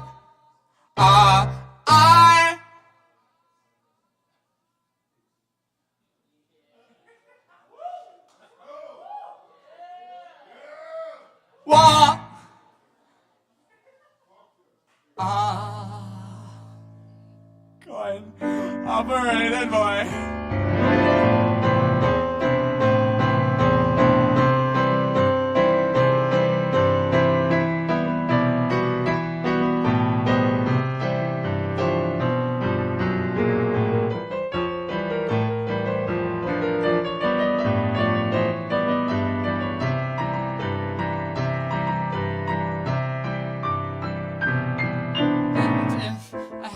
Star to wish on for my life. I can't imagine any flesh and blood could be his match. I can even fuck him the ass. Coin-operated boy, he might not be real experienced with boys, but I know he feels like a boy should feel. Isn't that the point? That is why I want a coin-operated boy with a pretty coin-operated voice, just saying that he loves me, that he's thinking of me, straight and to the point. That is why I want a coin-operated boy with a pretty coin-operated voice, just saying that he loves me, that he's thinking of me, straight. Well, to the point. That is why I want a coin-operated boy.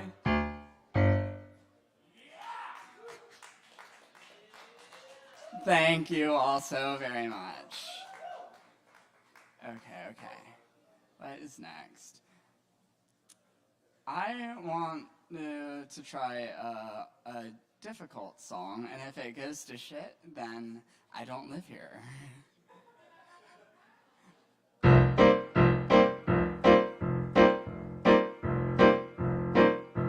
Just turned 16 that season, and he came up from Burma to stay, and he told me I ought to travel with you.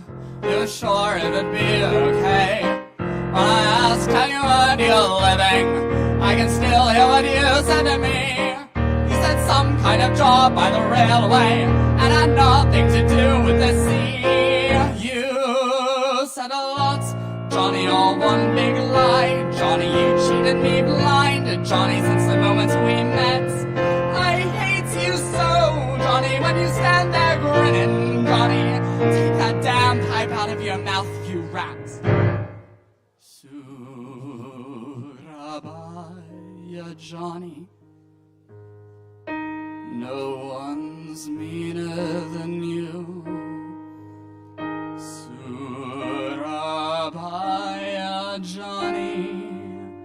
Oh my God, I still love you so.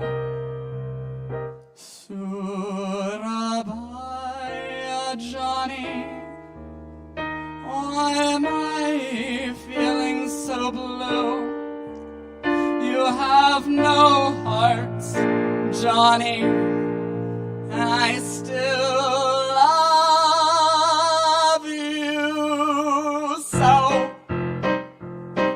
At the start, every day was Sunday, till we went on our way one fine night. And before 2 more weeks were over, you thought nothing I did was right. So we trekked up and down the Punjab, from the four source of the river to the sea. When I look at my face in the mirror, there's an old woman staring back at me. You didn't want love, Johnny, you wanted cash, Johnny, but I saw your lips, Johnny, and that was that. You wanted all, Johnny, I gave you more, Johnny. Take that damn pipe out of your mouth, you rat. Surabaya, Johnny. No one's meaner than you. Surabaya, Johnny. And my God, I still love you so. Surabaya, Johnny. Why am I feeling so blue? You have no heart, Johnny, and I still love you so. I would never have thought of asking how you got that peculiar name. Up from one end of the coast to the other, you were known everywhere we came. And one day in a 2-bed flop house, I'll wake up to the roar of the sea, and you'll leave without one bit of warning on a ship waiting down at the quay. You have no heart, Johnny. You're just a louse, Johnny. How can you go, Johnny, and leave me flat? You're still my love, Johnny. Like the day we met.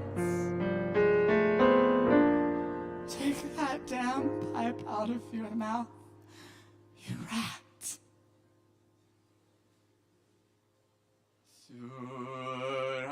Surabaya, Johnny. No one's meaner than you.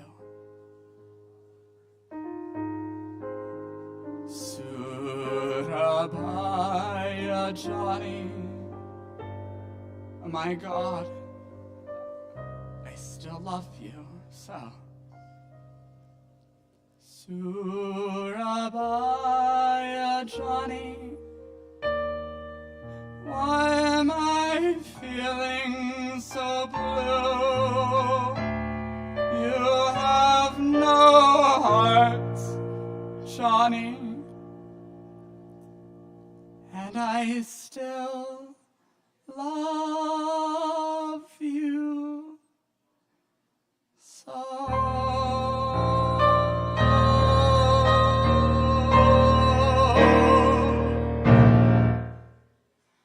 Thank you all so very much. Thank you. Let's keep it going for Andre.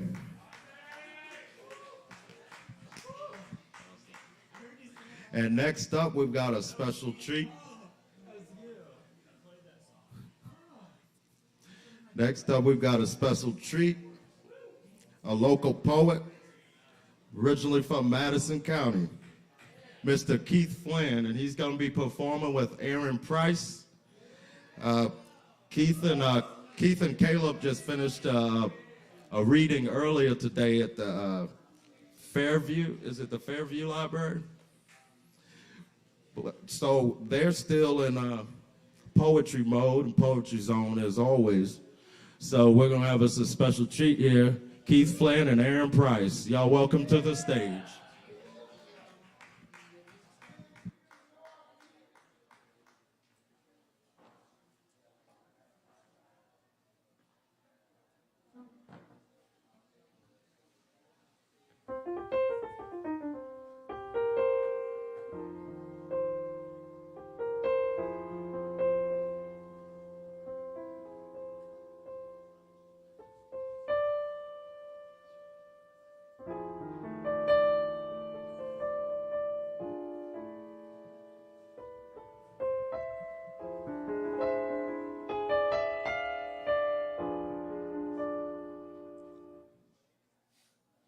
I think we're going to try to do an elegy for Miles Davis.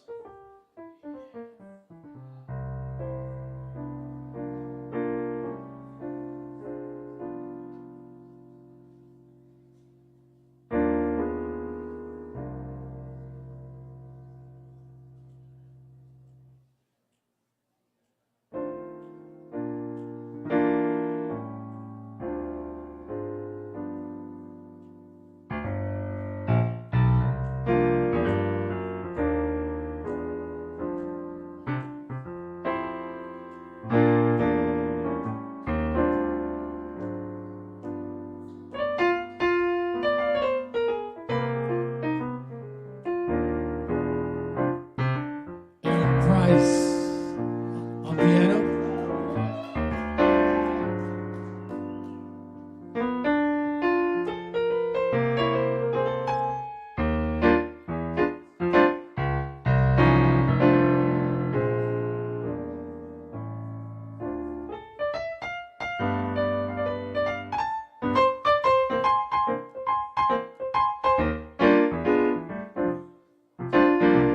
Imagine you are an 18-year-old Miles Davis.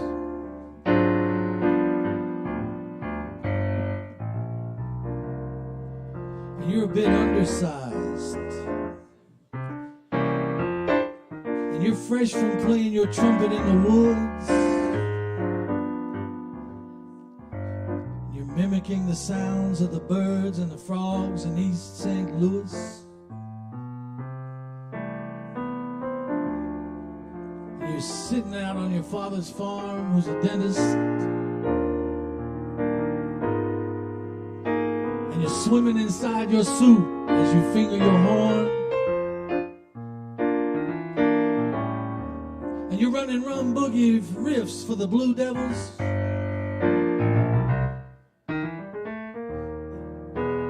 and then you're in Billy Eckstein's band before you know it.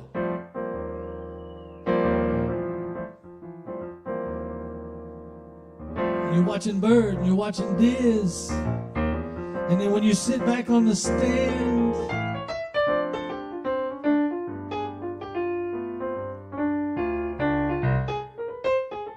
modern jazz slinks up and leaps into your lap like a house cat. I said modern jazz slinks up and leaps into your lap.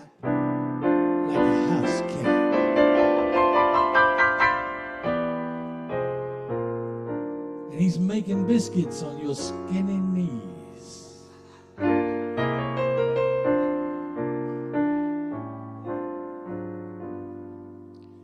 I said, imagine you are a missile. And you say, 52nd Street, here I come, baby. And you have to compare bebop. Bop, bop, bop.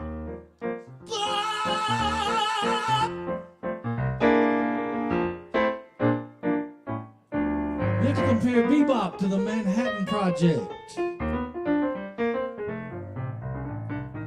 That's right, because this is nuclear music, and it's being invented by serious sound physicists. I said, this is nuclear music, and it's being invented by serious sound physicists. Rockets went off every night. Stravinsky was dissected at the molecular level, and he injected with the radioactive speed and constant sonic booms.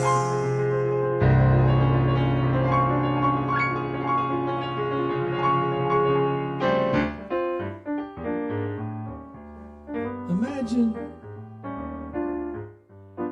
you are a child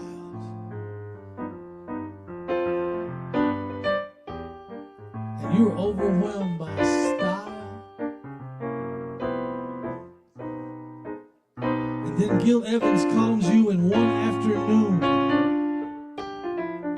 into narcotic, cool, mentholated color palettes. I said narcotic, cool, mentholated color palettes, baby. Because I'm bugging about your beauty, baby bubble.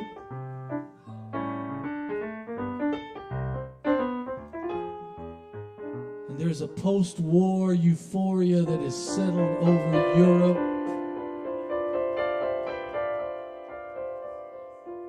Like a threadbare parachute.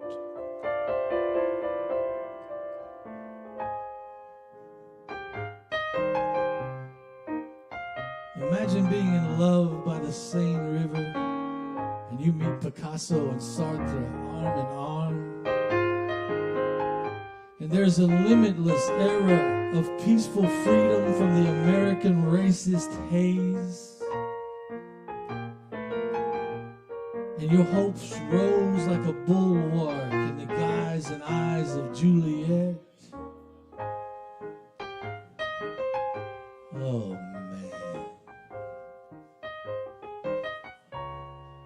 you were Romeo. And just like Romeo, you tragically leave.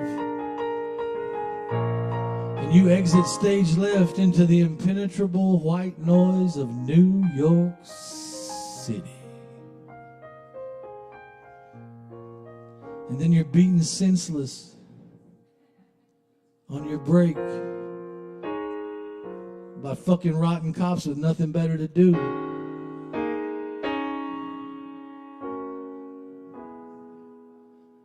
And you sit at the jail cell because you got busted for being in the way of some racist motherfucker.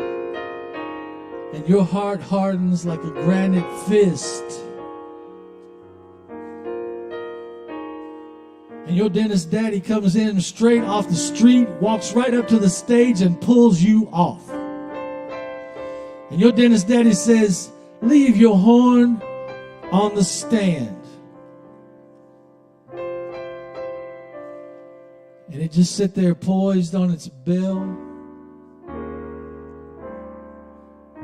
like a sad statue with its shadow crawling on the wall after hours.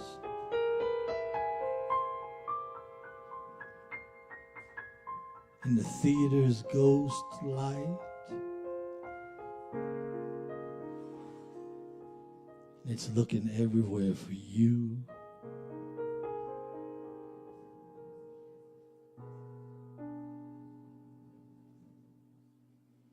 Imagine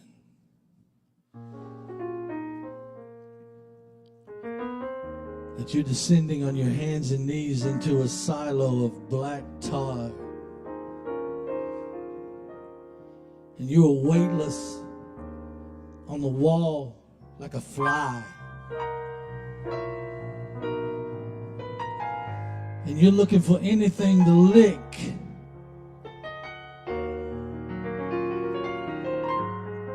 Occasionally, your silent nod interrupts the reverie of dissolution to remind you that you are still human.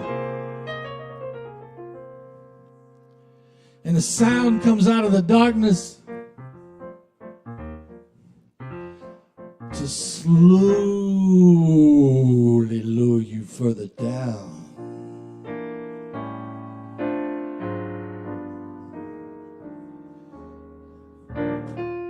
Imagine that you were laying flat on the fucking bottom of your life, and you were not yet 30 years old, and it is 1955.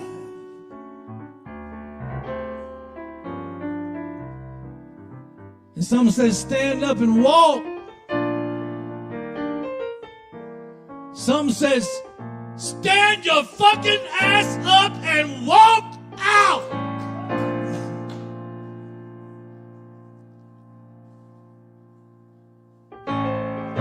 And it is the piano of Thelonious Monk.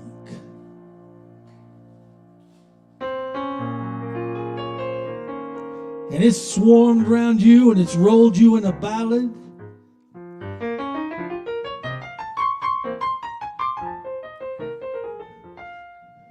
And it smoked you open.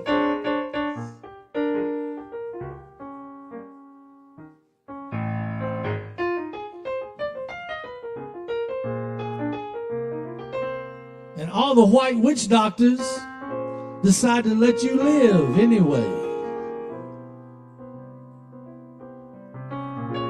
And they all make love to your notes as the melody skipped across the pond in Central Park. And straight up the walls of those pandemonium-laden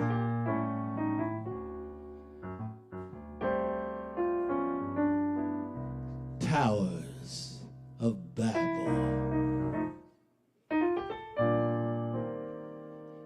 In the elegance of your tone, Aaron Price,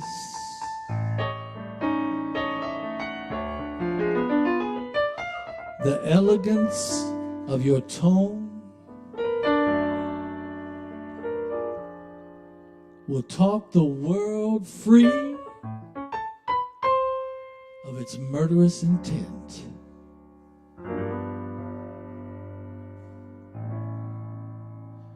Now, imagine that you have grown more than blue.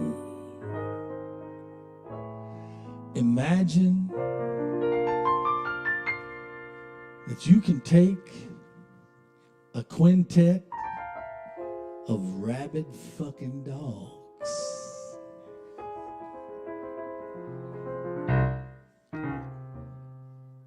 and you throw them bowls of meat and they get healthy and they start drinking up your soul stew. And you never have to tell them what to do. Them motherfuckers know. You just gotta let go. And push down the fence. And let loose the choke chains. Your sick dogs is going to grow wings and fly out the windows.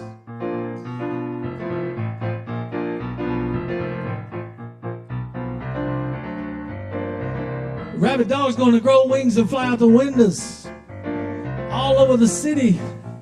And their howling gets louder than the wind in their feathers. And that pack hunts New York. That pack hunts New York's endless alleys and avenues, and they're a Grand Canyon of sound. And the fierce Betty Davis is thrusting her hips against the big bang of Sly, James, and Jimmy. And she's thumbing the spunky, funk-drunk bass string of her body.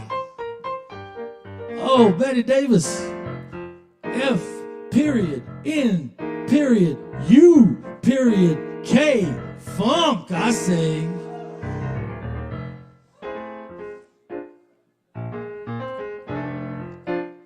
And she's thrusting her hips against the big bang of Sly James and Jimmy, and she's thumbing the spunky, funk drunk bass string of her body. And she's splashing in her orchestral juices, and she's lending her honey to a cosmic bitch's brew, and she made you marry her.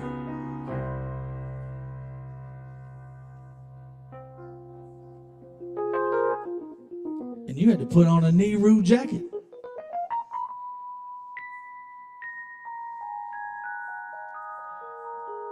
And with that woman whose face is on the cover of Maggot Brain, that woman and you tear down the jazz church's sacred curtains. You and that woman tear down the jazz church. She lend her honey to a bitch's brew.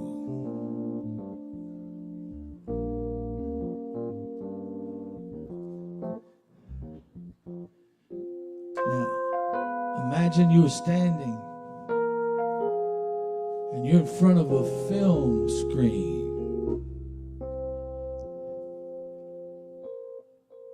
And you enter the body of Jean Monroe.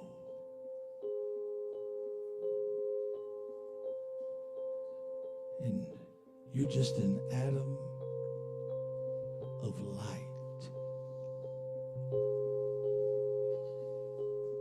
And you are swinging through her tragic bloodstream.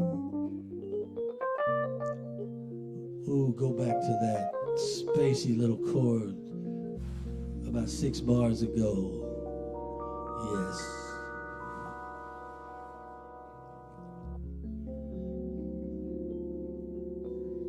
And you are swimming as an atom of light through her tragic bloodstream, and she sprawls with you through the rain-soaked city of Berlin. And when God punishes you now, He gives you everything you want except time.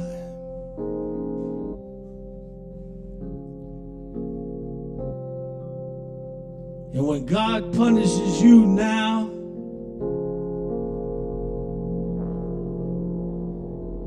you don't finger regret.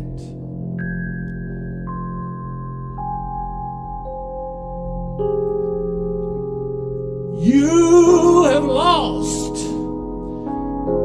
the complete capacity. You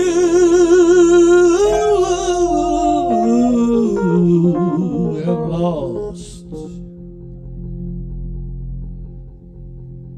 the complete capacity to forget anything.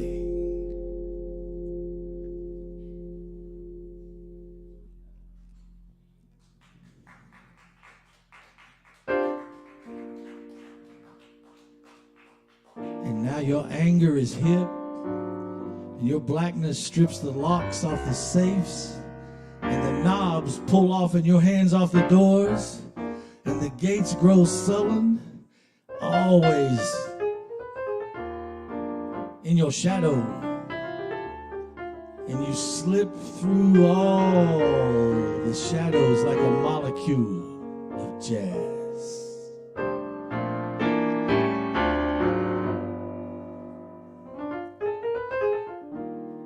And then you swirl your cape, and the bulls all flex and dip as you pass. because their horns are no match for yours.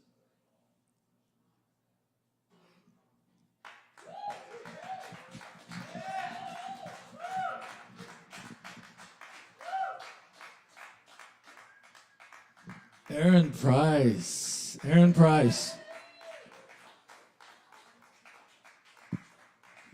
And Keith Flynn, y'all.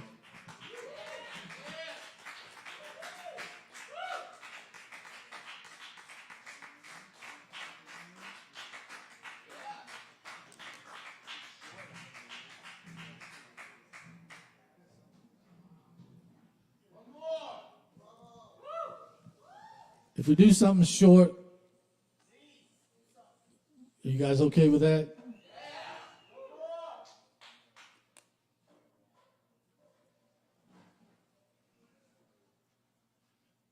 I'm going to do one of Caleb's favorite poems.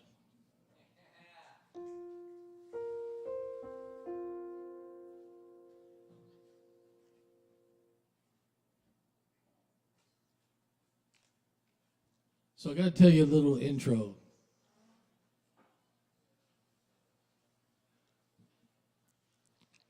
This poem is called Le Papillon. And back in the 19th century, when people had performances and there was floodlights, there wasn't actually floodlights. There was these oxyum nitrate things that were kind of an open flame. And it was green. And when the ballet, when one person had to step forward to get more attention than the rest of the troupe, they would step toward the front, and that would be called stepping into the limelight, right? And so it was so bright, though, and almost incandescent in their eyes that they had to find a way to calm their eyesight. So they would go backstage into a dark emerald room so that their eyes could adjust, and that was called the green room.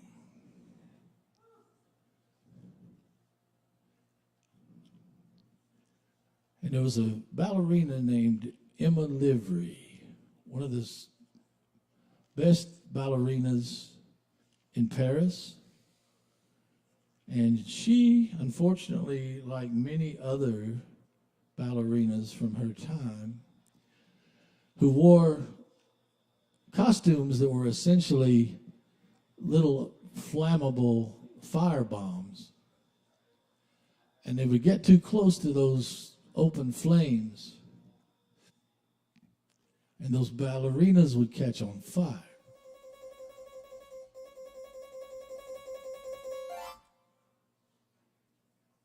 This is for Emma Livery, who took 3 days to die.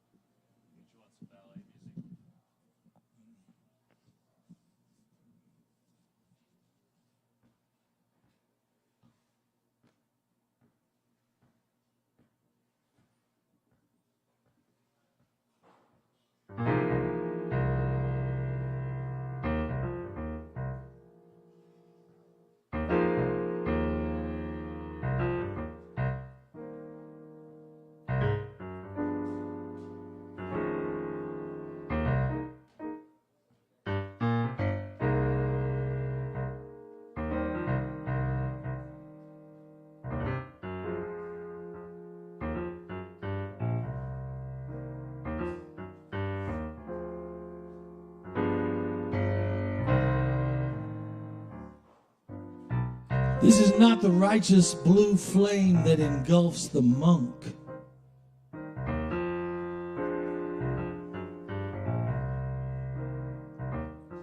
This is not the sherbet agent of invisible acid, dropped by the barrel on naked children in starving villages of South Vietnam.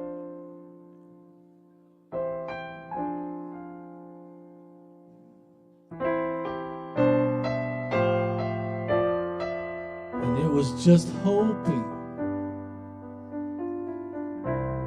to hold together one last time.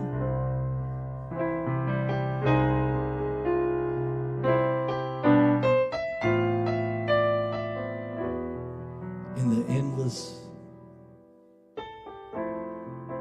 wind.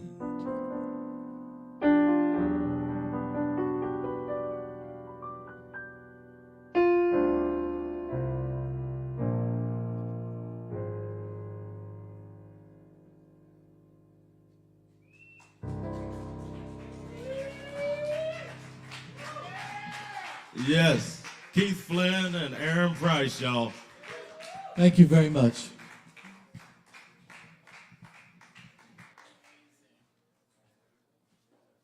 And I thank y'all for sticking with us. It just gets better the later it gets, by the way. But we got a list that we're going to keep moving on as well. And next up we have Kai, if Kai is still here. Y'all welcome Kai to the stage.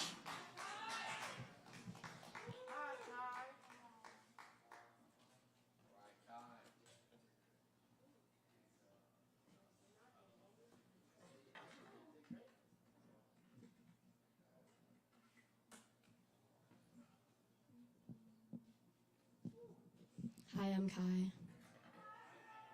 Hello. I have some good news for you guys. Henry Kissinger died. Yeah, I don't usually celebrate death, but actually that's kind of a lie, but yeah. I'm Kai. I have my first single coming out on Friday. Yeah, at 9 p.m. Eastern time.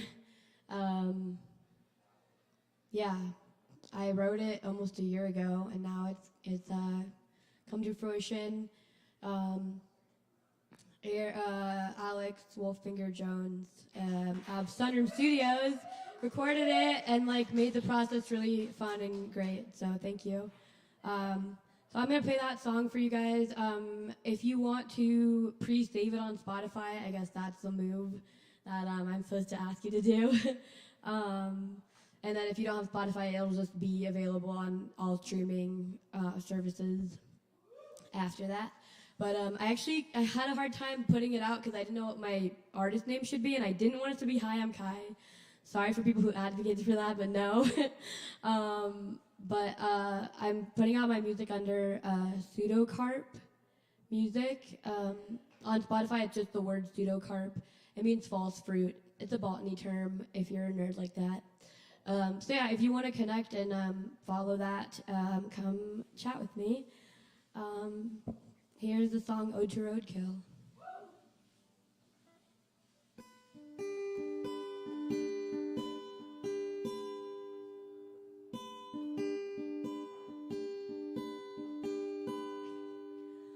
One by one, we'll wind up here. Squirrel, cat, raccoon, rat, opossum, dog, deer. Nature kept you safe and sound, but wild ones weren't built for this town. 4 wheels and 2 headlights, and now you're roadkill on the ground.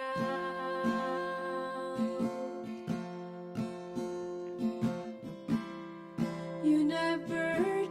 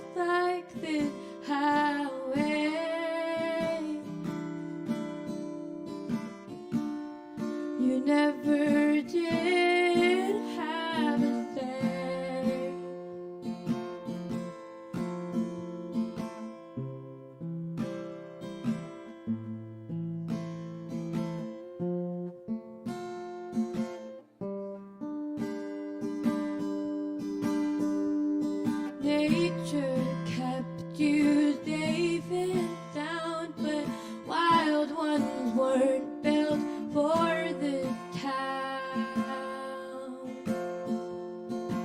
Four wheels and two headlights, it looks like that's the end of it. You never did like this highway.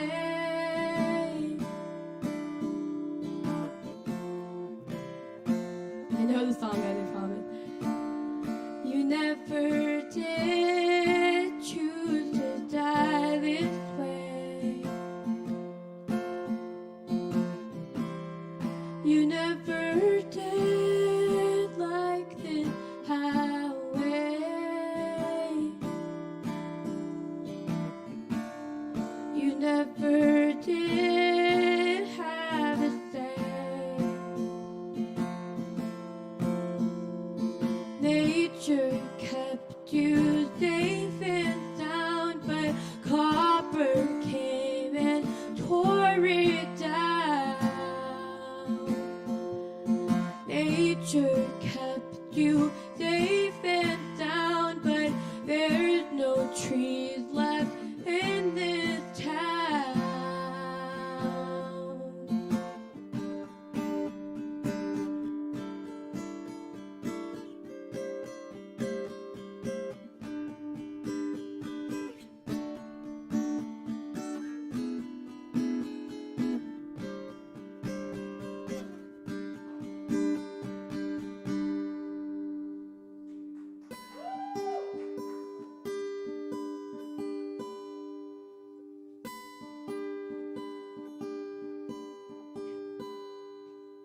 Squirrel, cat, raccoon, rat, opossum, dog, deer.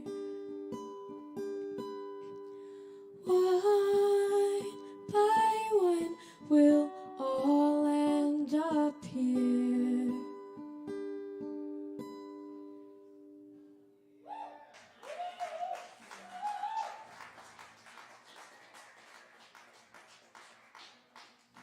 Thank you. My voice doesn't always sound like this, but we're rolling with it today. Thank you. Yeah, I think that song to me is just about how if we treat the smallest, most helpless creatures around us so cruelly, then it's like, how can we ever, like, I think that says a lot about how we treat each other. So, yeah, if you like the song, come chat with me. I'm going to play, this is actually going to be the second single. We're recording it this weekend. Yeah, I'm excited. It's kind of a different vibe, and it's called Love Bite.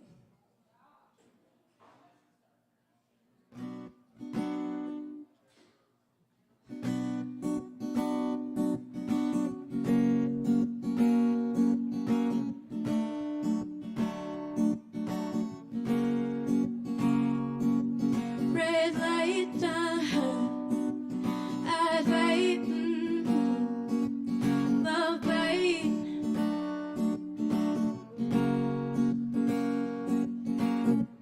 What you found was a fantasy, don't mess with me. Talking in your sleep, told me everything. What you found was a fantasy and you're in deep. Talking in your sleep, told me everything. If you're not coming, you're leaving. If you're not hot, then you're freezing.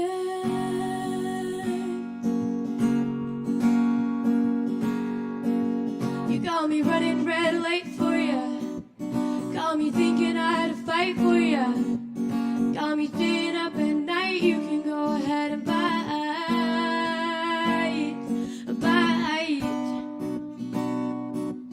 Red lights on, I'd fight.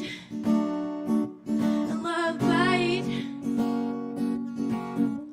What you found was a fantasy, don't mess with me. Talking in your sleep, told me everything. What you found was a fantasy and you're in deep. Talking in your sleep, told me everything. If you're not coming, you're leaving. If you're not hot, then you're freezing.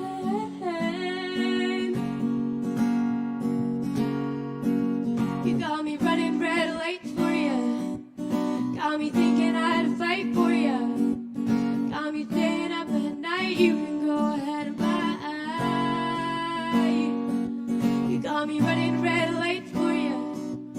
Got me thinking I'm right for ya. Got me staying up at night. You can go ahead and buy. Take all my time, take all my dark, take all my spark, take me apart.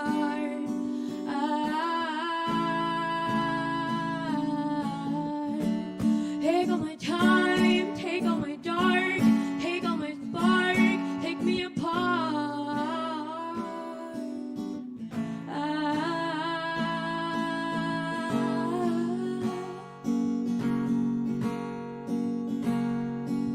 You got me running red lights for ya. Got me thinking I'd fight for ya. Got me sleeping through the night. You can go ahead and buy.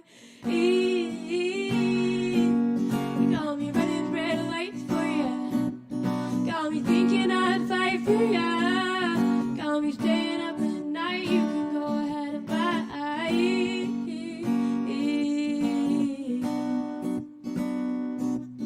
Red lights, I'd fight. I'll fight. Red lights, I'd fight, yeah. Love fight. Love fight.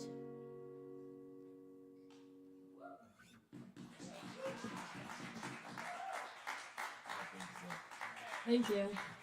Yeah, that single is getting recorded this weekend, and I think it's going to be a quick one, so that should be available for streaming pretty soon, too. Thanks all for your support. Yes, let's keep it going for Kai.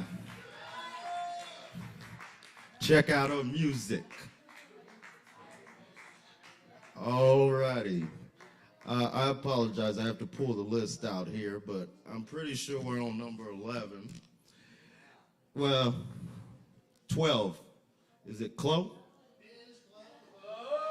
Let's welcome Chloe to the stage.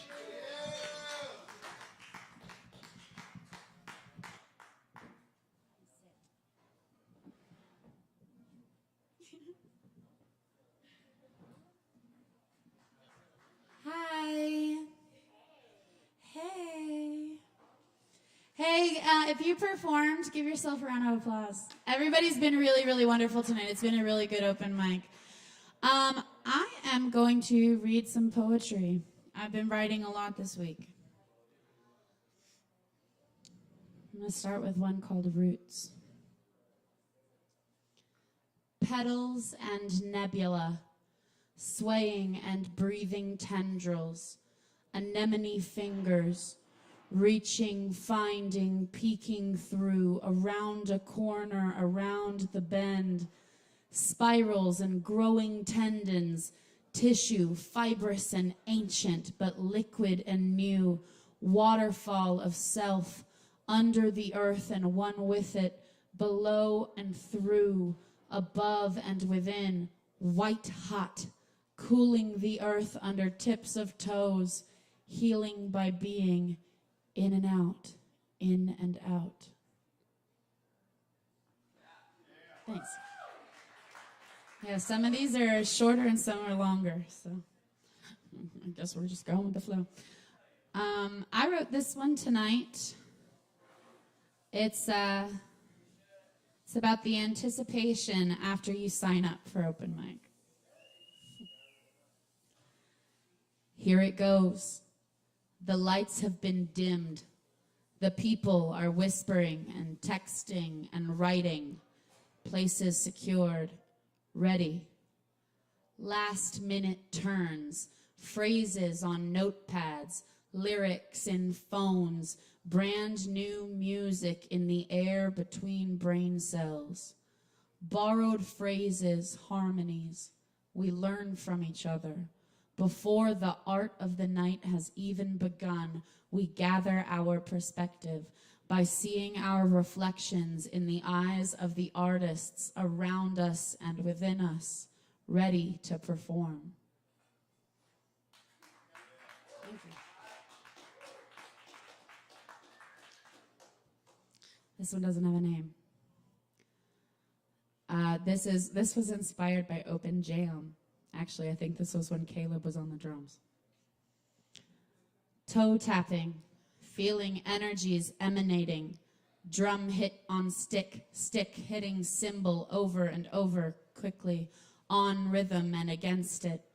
The dulcet organ opposing symphonic smashing, perfectly timed chaos, low tones pulsing underneath and throughout, unexpected by my brain, always known in my body. Exclamation without reservation, emitted from willing mouth without a mind to stop it, body to dance, voice to sing along. Thanks.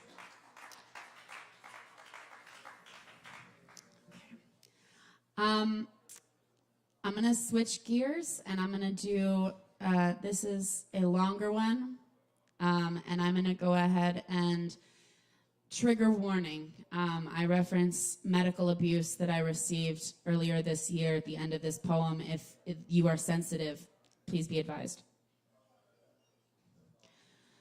I am more confident in my ability to listen than I ever was before. Those years when I was younger, so much needing, ears stuffed with waxed cotton and empty capsules discarded, the sobering realizations again and again. I was 21. I woke up. I couldn't remember falling asleep or much. The blinking messages of concern on my locked phone screen scared me. The trees shone golden yesterday and sunset orange today. It's not yet noon, and the shine of the leaves has caught my attention infinitely. The changes are happening faster daily, the part of the season where if you blink, suddenly trees are showing skin, naked in the wind, pieces of their clothing circling your human body on sidewalks and driveways, whispering you inside, inside, close the door, it's cold out there. I was 15, on a cruise ship, absent-mindedly fiddling with the fabric lining of a chair in the youth room. I pulled it off completely.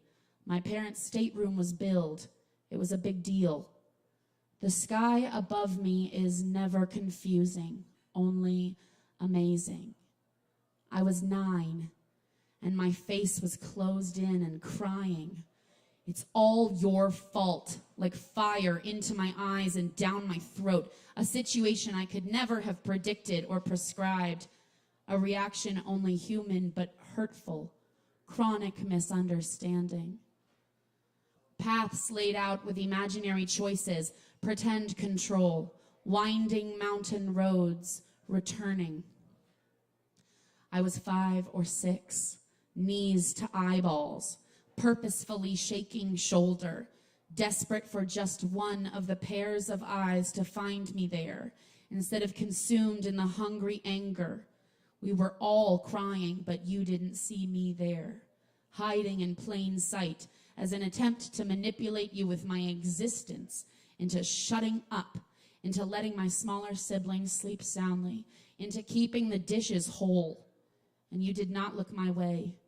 And in 15 minutes, I slowly stood up, eyes fixed on your binding disagreement, and walked up the stairs.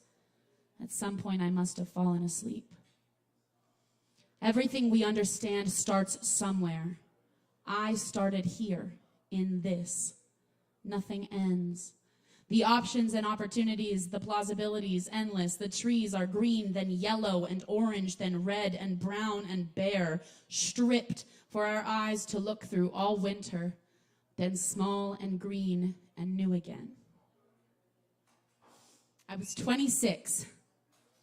I told a mean nurse that actually it's they, them, while attempting to bargain for my freedom.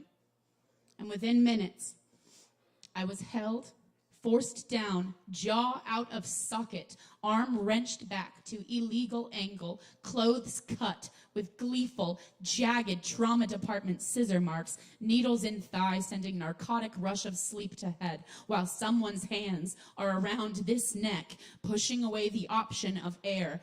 I can't breathe, leaves lips over and over. Please don't kill me. You're hurting me. And shut up as a reply. You're choking me. Anyone in this room can attest that I wasn't even near the head of the bed.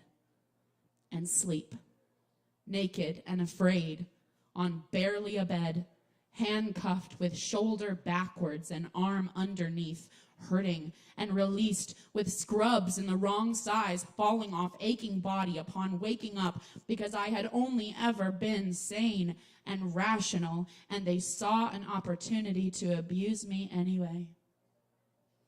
Alone mornings, every morning, almost. Time for me, by me, with the sun and the leaves and the green going gone trees in my corner and on my side, the hurting of the heart, knowing of the art, stories and questions. I'm here, aren't I?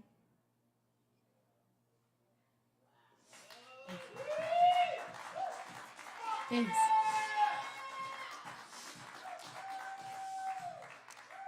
I'm going to lighten the mood before I'm done, because that was a lot. Thank you for being receptive. I live in my car, so this one's called Passenger Seat. It's where I sleep. Liminal nighttime grieving, airy morning settle, dusty, dusty books blowing O's in the parking lot, wishing different, wishing the same, leaves in front, leaves behind, leaves below, leaves above, around, sticks and twigs, walls. This world I see feels safe, and all the while I am exposed, alone, the seeking, the individual, the needing, the community.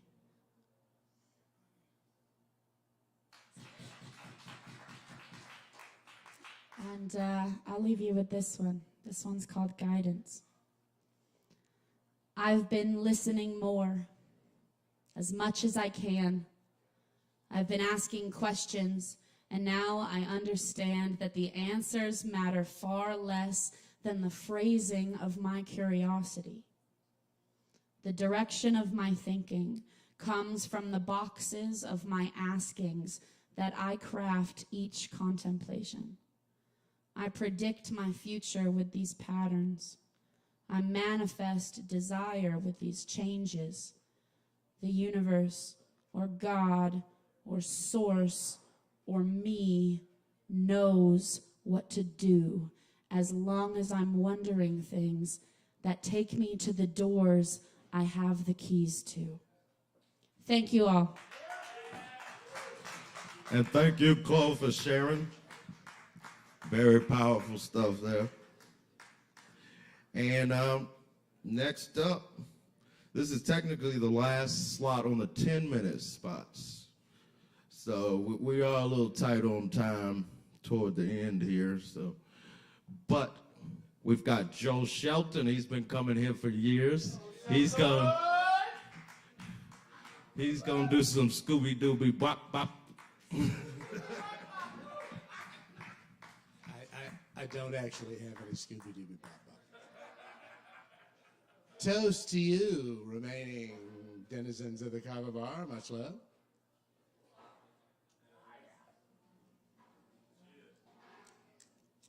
Okay, so I have some thoughts and a couple of poems and a couple of songs. Carl was always a touch effeminate, if not a grope, and that didn't sit too well with the fellas at the plant. Still, they'd grown up with him since they were all boys, and they were fond of him in their way. Some of them had even gone to his same church.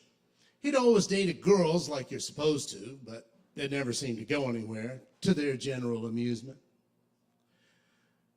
But to their pleasant and approving surprise, Carl became engaged. He and his fiancée set a date for a good Christian wedding. A few days before the wedding, in the long and odious, hazing tradition of matrimony, the guys pranked him like you're supposed to. They got hold of him, yanked his pants down, and smeared an industrial dye on his testicles so they'd be blue on his wedding night. To their communal disgust, he got an erection while they were manhandling his genitals. They were so angry. Fucking faggot, one of them said. All right, here are a few of my rhyming cat haikus. I am manifesting that they be illustrated. I've been manifesting pretty hard for a while. Nothing yet. All right. Avoiding a clean litter box should be what word? I recall deterred. What? Somebody got it. What's a cat to do when a dog stops by to see you? Scratch that idea. Just a couple more, they're pretty terrible. Aquariums can so unfairly tantalize a watchful cat's eyes. Got one more. Raspy, foreign-tongued nocturne heard on nights like these must be Siamese. All right. That's okay. See you later. Not about to jump on the escalator. I'm up and away. Won't see you soon. I'm climbing up the stairway to the moon. Neil's up there, easy as you please, noshing on a block of green cheese. We'll be three amigos, me, him, and Buzz, eating lunar quesadillas just because. I'm up and away. Won't see you soon. I'm climbing up the stairway to the moon.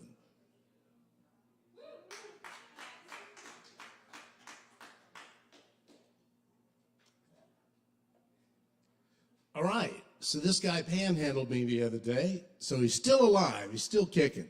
The song leaves it in a gray area, but the truth is, the inspiration for the song is still around. So here's Lucky Lefty. Lefty's been run over 9 times now, but not yet 10, 'cause he got good luck. Lefty's used up 8 of his 9 lives now, and he can't be killed by some damn truck. Lefty's on his bike every night, hustling up a dime to the left and right. Desperation has busted him flat, and down and out is where he's at. Lefty needs a bottle for the evening. Says, pardon me, friend, can't hold a buck. Lefty's been beat up the last few rounds now. Life keeps on swinging, and he forgot to duck. We've all heard his story, I know it well. If he'd keep on walking, that'd be swell. Guardian angel's about flapped out. She's wearing down without a doubt. Lefty just got bumped by a city bus, man. It's knocked him down, and he started to cuss. Lefty's getting rousted by the cops now. Says, come on, boys, now what's the fuss? Not above a little gas can scam. Got a vagrant beef, he's in a little jam. Lost a hand panhandling, it's true. Stumped as to where he left his shoe. Lefty plays the heartstrings like a pro man. Knows every trick in the begging biz. Lefty gets pissed off if you're not buying, 'cause you got yours, but it ought to be his. Lefty's on his bike every night, plugging away for a nickel to the left and right, peddling pity with a little touch of fright. and he's quite a sorry sight. There but for the grace, yeah, I know. Haven't seen him lately, where'd he go? Well, Lefty's been run over 10 times now. All right. Well, thank you. I feel moved to change my song at the last minute, and I'm doing an Everly Brothers song. You may have only heard the Nazareth version, which sucks, but the Everly Brothers version is wonderful. I hope my version treats you all right.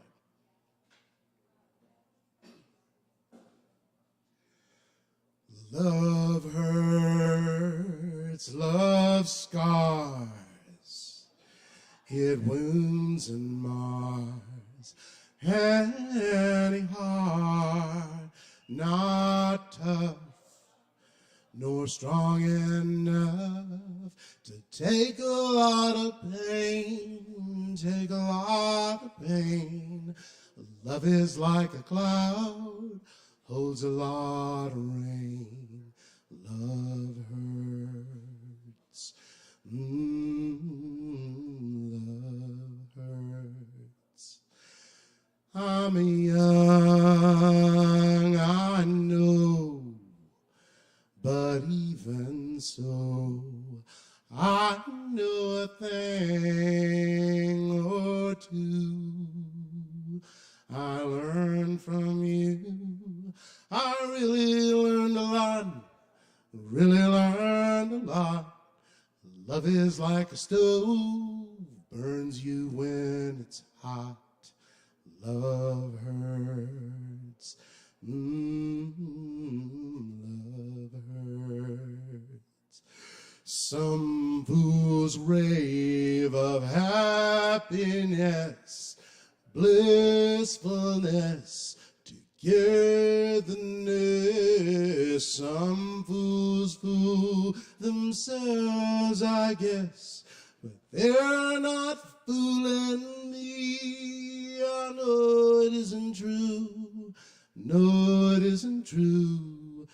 Love is just a lie made to make you blue. Love hurts. Love hurts. Oh, some fools rave of happiness, blissfulness, togetherness. Some fools fool themselves, I guess, but they're not fooling me. I know it isn't true. No, it isn't true. Love is just a lie made to make you blue. Love hurts. Love hurts.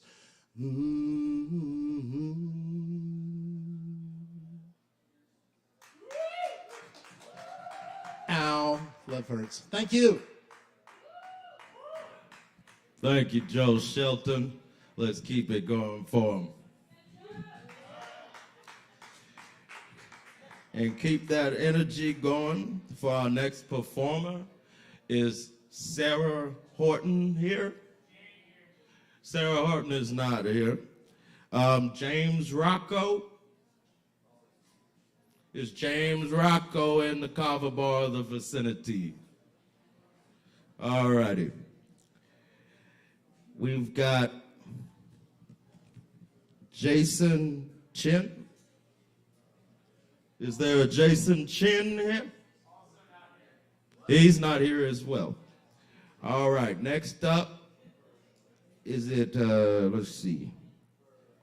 I want to say Audrey Zola. All right, cool. Y'all welcome Audrey Zola to the stage. Hi, my name is Audrey, and I have a question. Can I need you yet? Venom-tailed bravado has always tugged at my heartstrings, and even with your shitty little praise jaws, you don't pray for me, but I pray for you, because Loveless, Sunbather, and The Aeroplane Over the Sea, these are all albums we both like, and good taste is hot. Can I need you yet? You gave me cigarettes that one time, even though I didn't really need them, but this is more than that. There are no Everests with you. There's just bitchier molehills, and you're so pretty in that, like, trash fire way, and you pretend like you don't know. You hide behind your scraggly blonde hair, and oh my God, Jesus fucking Christ. Is this it? Can I need you yet? Yours is the ugliest amongst all the St. Bernard howls, but it's the only one that we salute for, and I have never loved a man before, but baby, you are a phasmid, vespertine on plastic beaches, the Sakya Monastery, 10,000 years of human history, and how I look at you. My lover sits curled in purple sheets, wondering why I look away, and I can't answer, no matter how long it's been since we traded back our sweaters. Can I need you yet? I am crying in a punk bathroom, the walls adorned with Sharpie, because crouched on a picnic table like a gargoyle, I told you. Jesting upon jest that it's not that serious, it's all hunky-dory, even though it's a whale fall, a beautiful thing crashing down where no one can see it, even if it's all digesting and screaming and bleeding for you still. We could have how I'm feeling now, together, even if my fantasy of 3 bedrooms and a good neighborhood is all just balsa wood and slapped on acrylic. I blame my stubble. I blame my baritone. I can't help but think that you would love me if I'd been born right. Can I need you yet? Now her, she was born right. Her voice sounds just fine. And she lights up every room while I scramble out towards the remaining dark. She has never liked me, and neither have I, and she pretends to hate you, knowing nobody buys it. I see your foundations come together in giggles and googly eyes, and I can't help but think of ways to destroy it. I can't help but try. Can I need you yet? Don't pray for me, just watch my movies instead. They're filmed on the fly about a courtship I am in no way part of. I am sprinting towards the moon in Antarctica as the brandy burns me to pitch, and that's fine. I'll just keep putting myself in a suitcase. Anytime you walk in the room, you are 26,000 feet and 10,000 years away from me, and you keep glaring at me when you know that I would lift my skinny fists like antenna to heaven to worship you. Please stop glaring at me. I can't sing when you're looking at me. Baby, please? Just come home to the foam board. Forget every single thing I've done just until the weave breaks. I could feel small in your arms. We could put on a record. Second one. The problem with sharing an ex with 3 of your closest friends is that you've run out of secrets. They have an OnlyFans popular enough that my aunt's husband knows about it. She has a thing with feathers and feet that I really don't want to know more about, and I knew exactly how big his dick was before I ever put it in my mouth. Order of operations is backwards there. But on the back porch, we smoke backwoods amidst the rotten blooming dogwoods, and the order of operations doesn't end up mattering. Let's step back. Smash under the biggest couch in the world, smushed into the house's smallest room. She's studying to be a radiologist. The place is covered in kept together medical textbooks. She downs a Red Bull from her Draconicord after finishing her coffee and sits down to bully me. The kind of mean that means she hates the mean of humanity but loves you. She wants to be able to see through people, not knowing that she is getting easier to spot. I find her crying on the front porch, and she tells me that she is in love with them. But as blissful as the relationship was, the agoraphobia kicked in. She ran right back for the closet. She's happy now, comfortable, but she can't help but break down whenever she sees them with someone else. They take up the entire bottom floor of the house. The place is covered with ivies and expensive clothes. They dye their hair compulsively and spend the next year coordinating the color scheme on Instagram. They are adored, and they act like it. So it's weird to see them silent, staring up into the popcorn ceiling, watching the world rotate and whispering about it like it was going to catch up with them any second, disappearing into their mind for half an hour before coming back like they'd just gone to the store. He would have been willing to go instead. He's the resident bisexual frat bro of the house, just as likely to shoot a deer through the eyes as to gossip about guys, while the neurotic dachshund he keeps threatens to get itself put down if you don't pet it right now. we go through his section of the house and find it sufficiently broken down beer bottles and beaten up Baha'i pamphlets. He wants to be religious more than he is. He thinks it'll save him from the drink, or at least he wants it to, and he wants that to mean the same thing. He's Pavloved himself into forgiving every person who isn't him. I've never seen him cry. I see him want to every single day. Our ex was an asshole for a number of reasons, but mainly for hiding the scandal behind people. His ability to beat you at any video game guaranteed, her encyclopedic knowledge of Radiohead's discography, their ability to explain definitively why modern art's great and you just suck. We all get crushed under the bookshelf sometimes, even though we see it coming in between the beers and the Balenciagas. Don't tell any of them I said any of this, by the way. I'm supposed to be good at keeping secrets. Thanks. Yes, let's keep it going for Audrey Zola. And next up we have Rowan Farb.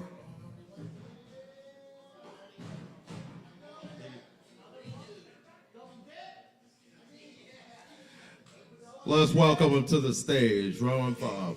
Okay, thank you. This is a piece I wrote myself like a month ago. The title is Rest in Peace, Dante Alighieri. You would have loved the iPhone 15. Low and broken I did fall, gums bloody into the valley. There was no way back. This much was still setting in. All around me were these flowers I could not, no matter how I strained my eyes, find it all familiar. Every breath I took in this place was levied with dust, my late arrival seeming to renew whatever had been cast down and laid upon this strange land, whose name I failed again and again to summon. Ever since I'd stirred awake, or perhaps truly I had fallen, though from where my mind declined to comment still. I knew with some certainty there had been a struggle preluding my slumber, or depending on how you look at it, my descent. All around me, it could be felt, the only thing here, not quiet or still. Echoes of departure, loss, uncertainty, all thrashing, warm and full-bellied, enshrouded under the sprawling cloak of unfamiliarity. Had I been the one to play the song, or had I been audience to it once more? The rivers here truly weep, its trees so tall and aching. It has been what feels like hours, and I haven't seen or heard a bug. Seems even the grass here has its plans for me. In my right hand still, I could feel a weight I could not explain. If I had dealt a blow, I suspect it had cost me just as dear, something lost for something gained. It was inside this thought I realized I had become so terribly hungry. The bushes withdrew as I got near. The trees concealed all but their black emerald leaves, in which I felt no kiss from the sun. It had been dusk for hours, and if time in this place ever met, it seemed seldom at best. I fell pitifully to sleep by water, huddled and exhausted from the whispers of the grass, mouth all sticky from the pollen in the air. As I open my weary eyes, your left hand laying tight across me, I could smell coffee singing from the stairs below. Your eyes so fixed upon me, the words hit me like a wave. Good morning, starshine. The earth says hello. Thank you very much. Yes, let's keep it going for Rowan. And we've got one more performer on the actual list here, and we'll do some closing out following that. Is it Aziz Milo? Y'all welcome them to the stage.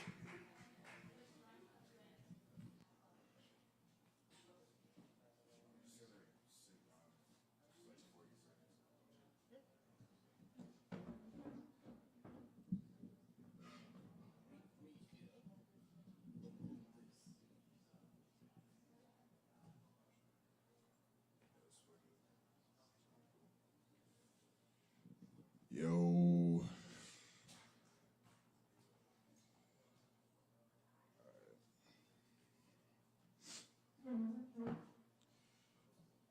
I'm gonna write or read a poem.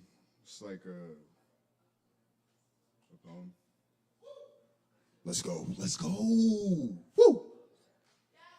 Let's fucking go. Game time. Game time. Where's my kratom? Yeah. All right. Shut up. All right. The name of it is Full Moon, and my phone is like super fucked up. Let's see what happens. All right.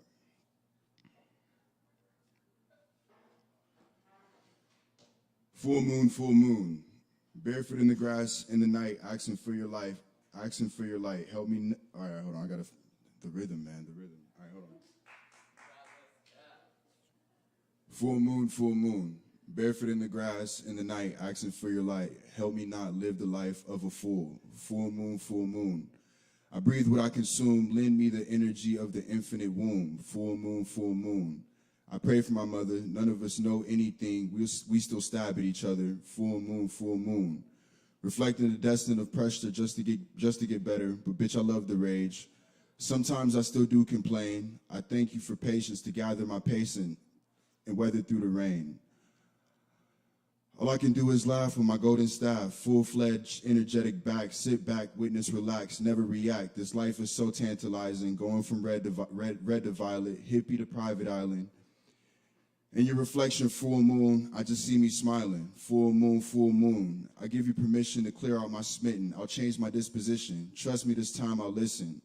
I fucked up in the past, but this one's different. I'm not the same negligent, hell-bent, destructive kid. Cleaning out my karma and my trauma, building my armor, bless my mama. I'm doing a bit better, but still not yet the finished product. Long road to go till it's all said and done, huh? I'm gonna leave it at this. These are my last words, love. Full moon. Can I have this dance? Keep it real, heart of steel. I still fear romance. That fear stands, no chance for our love. Heavenly gifted and guided straight from above. Your holiness and divinity, all feminine energy is what my healing really needs. I'm thankful for your art. I'm thankful from the heart, and so it is. May your light shed to my flowers bloom. Full moon. Yeah. That's cute. Thanks. Yeah. Y'all keep it going for Aziz Milo. And next up, we've got a guy y'all all recognize. Chris Medrano is going to come up here and do a little something.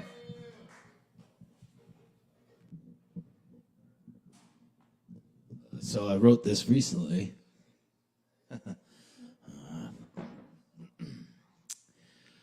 On the night Kissinger died, my wisdom tooth is loose. I have heartburn that's uncomfortable. I'm mixing a great show. On the night Kissinger died, IDF troopers sniped a 9-year-old on the streets of Gaza. Argentinians are coming to terms with the election of a new fascist comparable to the leaders of Kissinger's days, killing Argentinians and Chileans. On the night Kissinger died, American children go to bed hungry because without lack, there is no profit, even though silos of food rot. Tonight, on the night Kissinger died, the ghosts of the disappeared emerged from the pits and the mass burials to finally rest, but they are forgotten. As despots are elected around the world, their pale, ghostly existence is forgotten. On this, the night of Kissinger's death, we remember them, and we understand that we must kill the ideas of Kissinger. Kill the ideas of Kissinger. Kill the ideas of Kissinger. On the night Kissinger died, we must remember the cost of greed and hubris as we lucky ones drive home toward peace.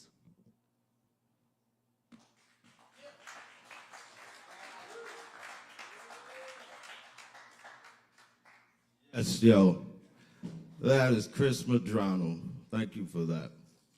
And next up, we got Caleb Beissert. Y'all welcome Caleb to the stage. Thank you, Kevin. The disembodied voice. No, seriously, give it up for Kevin Evans for hosting tonight. I love Kevin. Thank you, Kevin. Incredible. It's been a really awesome night. Thanks, everyone, for hanging out. Whoa. Cool. Whew, whew. The 58. It's different. On this side. It's fun. I like it. Let's get open mic. Nice. Cool. All right. I'll do a couple poems for you real quick.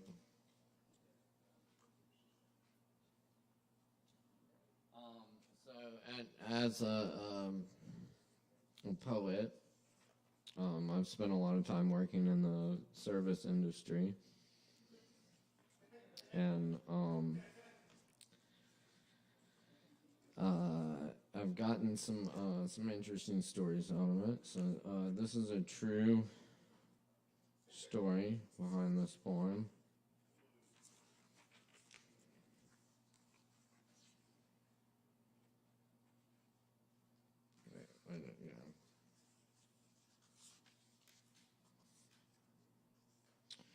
This one's called Honey.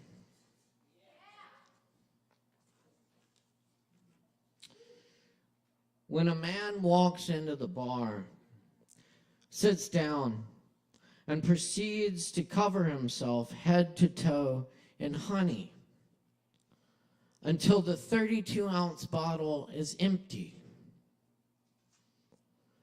I kind of understand. None of us is ever far from that man at any time, as the water from the running faucet forgotten overspills the mop bucket. One drop too much. One shove over the line, and you could be the one wandering off into the night, glistening, anointed, leaving honey footprints behind.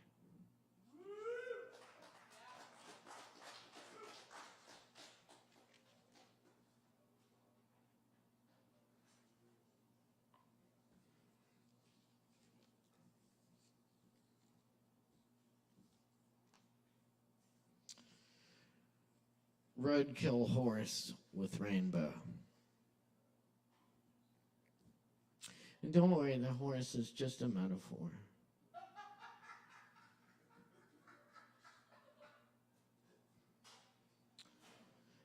When the textbook tells you the entrails of a thoroughbred stallion could wrap Earth 7 times over. You don't expect to see that across 8 lanes of a highway. The concrete meadow of carnage makes you rethink the naive work of the classroom. The blossoming shock as clouds open and rays of sunlight move across the mixed media of road and what is no longer horse. Horse with its parts in all the wrong places. This is real anatomy, spread before you, unavoidable. You speed right through it, going 75.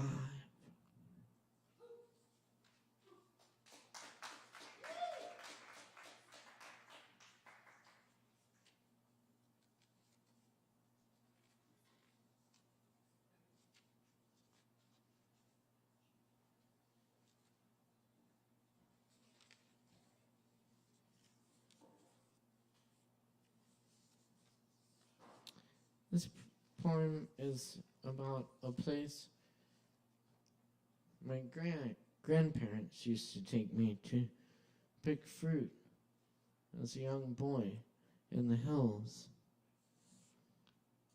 up near Roan Mountain, Tennessee. Johnson's small fruit farm.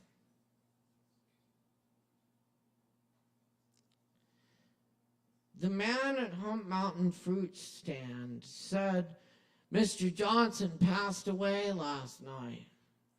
He'd been sick for a while. Miss Johnson says she's done with the farm.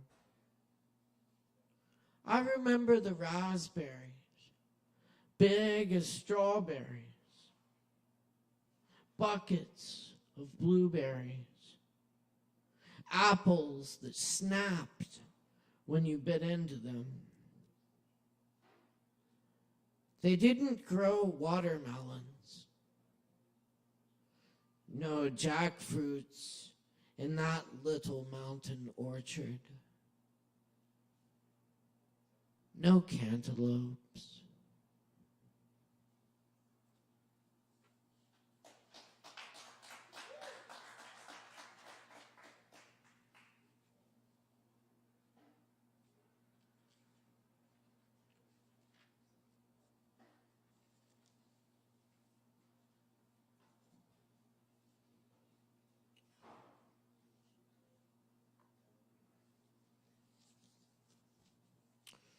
So,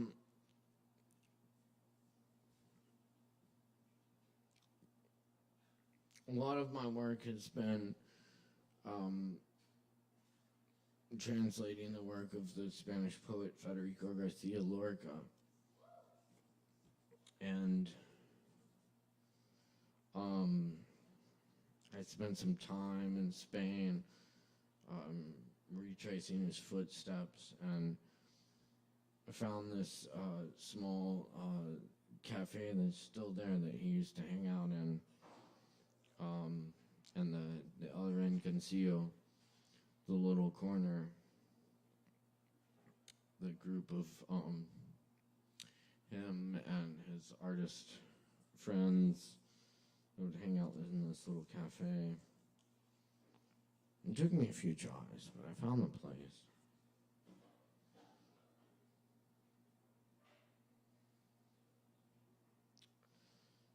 This is called advertencia, or warning.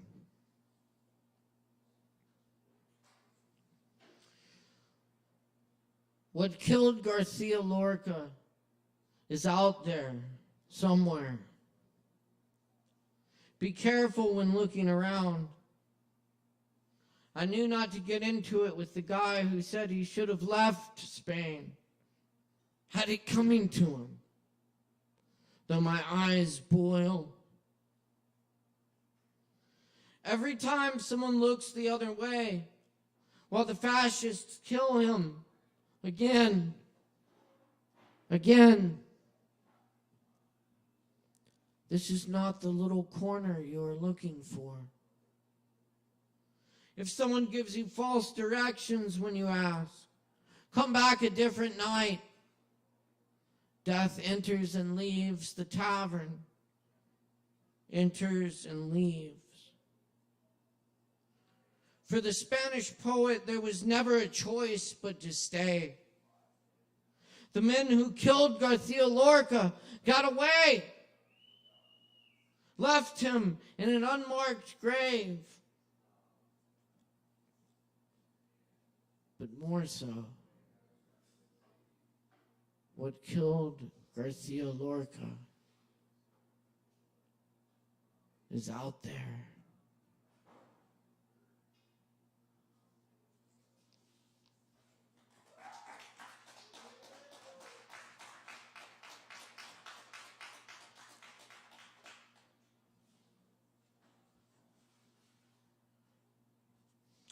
And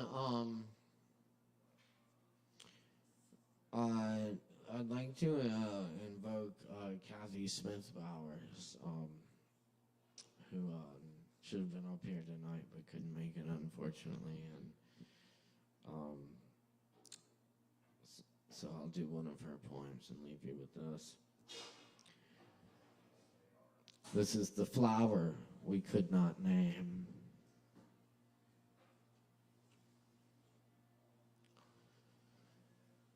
Clematis climbs the weathered rail we split and seizes all within its grasp. Green tendrils, small antennae, tenacious toed and fingered, clinging. Like the boy they pulled from the reservoir, his arms and legs and the muscles spasmed dark, still wrapped about the oar that must have meant such promise. Hold tight, tight, tight, and I will save you. Last fall, a gift my mother sent, a burlap sack full of bulbs she'd thinned from her own neurotic yard. I dumped them out, palmed each one, and named them like good children, destined to make something of themselves, who come home each year to make us proud. Cluster of small wombs, exotic as their names, desert candle, tiger flower, star of Bethlehem. Onions with a hank of hair, witch's head or squid, narcissus, hyacinth. And these, like small dried fruits, all wrinkled in their skins, aranthus and anemone. But one we could not name lay twisted, small tumor at the bottom of the sack, muzzled its way somehow into November's cold layer, and in April's punctual fall, pushing its head through the indiscriminate earth, came anyway.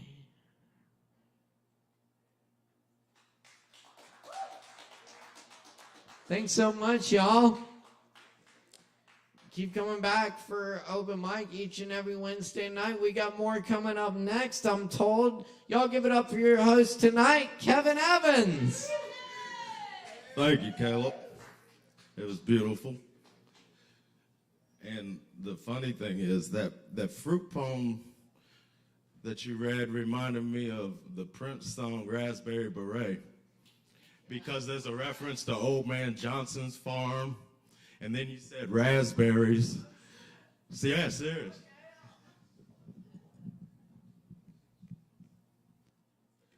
All right, I'm going to read one last poem.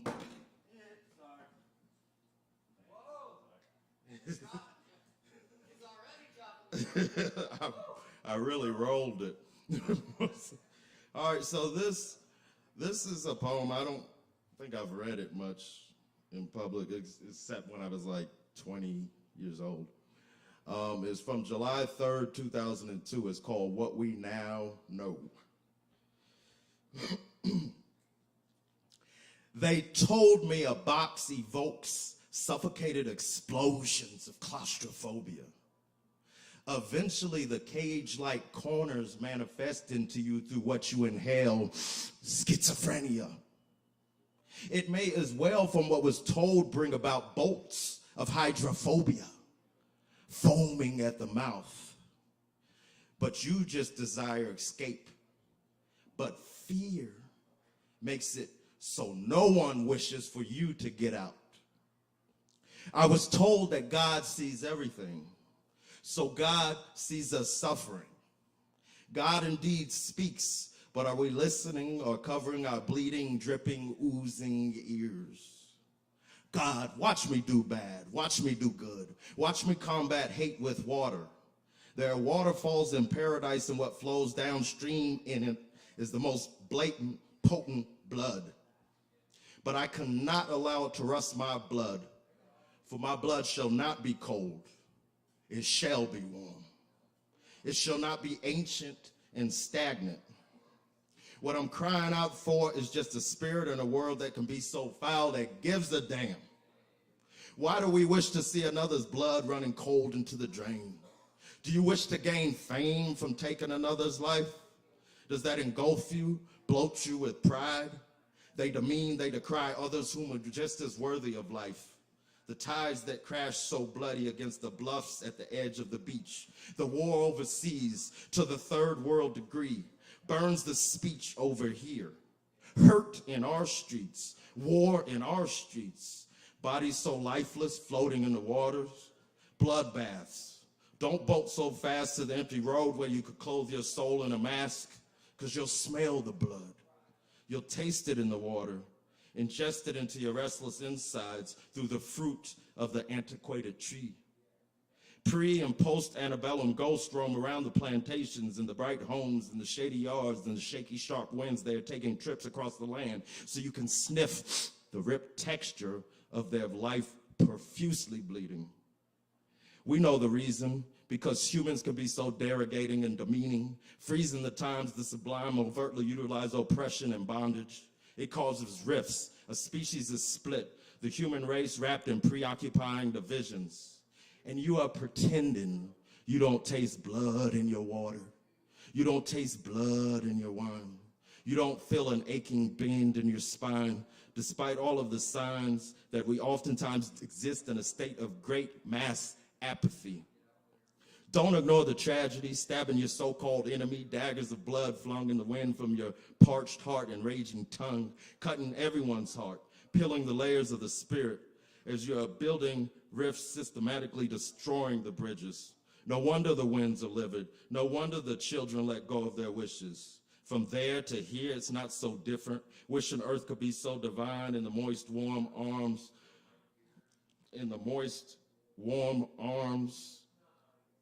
Oh, sorry, it's like a road map here.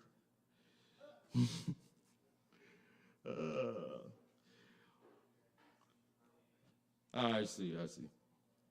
Wishing earth could be so divine in the moist, warm arms of propitious rebirth. We know hearse, we know dirt, we know macabre, we know savagery, we know castles fallen, vicious, iniquitous battles dawning in the smoky morning light. We know blood, we know flesh, we know pus, we know buckshots, we know trust loss, but do we know reparations, acceptance, and patience? We know retaliation, we know invidious, we know prison, but do we know the clearest, brightest visions of convalescence tomorrow? Do we know family from another place than our home?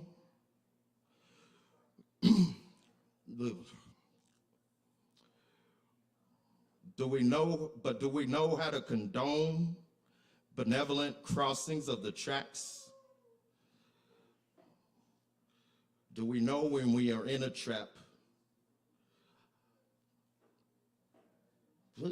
Sorry. We know war and we know cracks. We know the hues and views of white and black, but do we know the benevolent crossings of the tracks? Do we know when we are in a trap of fear and loathing, clothing of the rainbow soul? What do we know? Sorry about that. Thank y'all for coming. Take care of the bartenders and all that good stuff and come back. Cheers.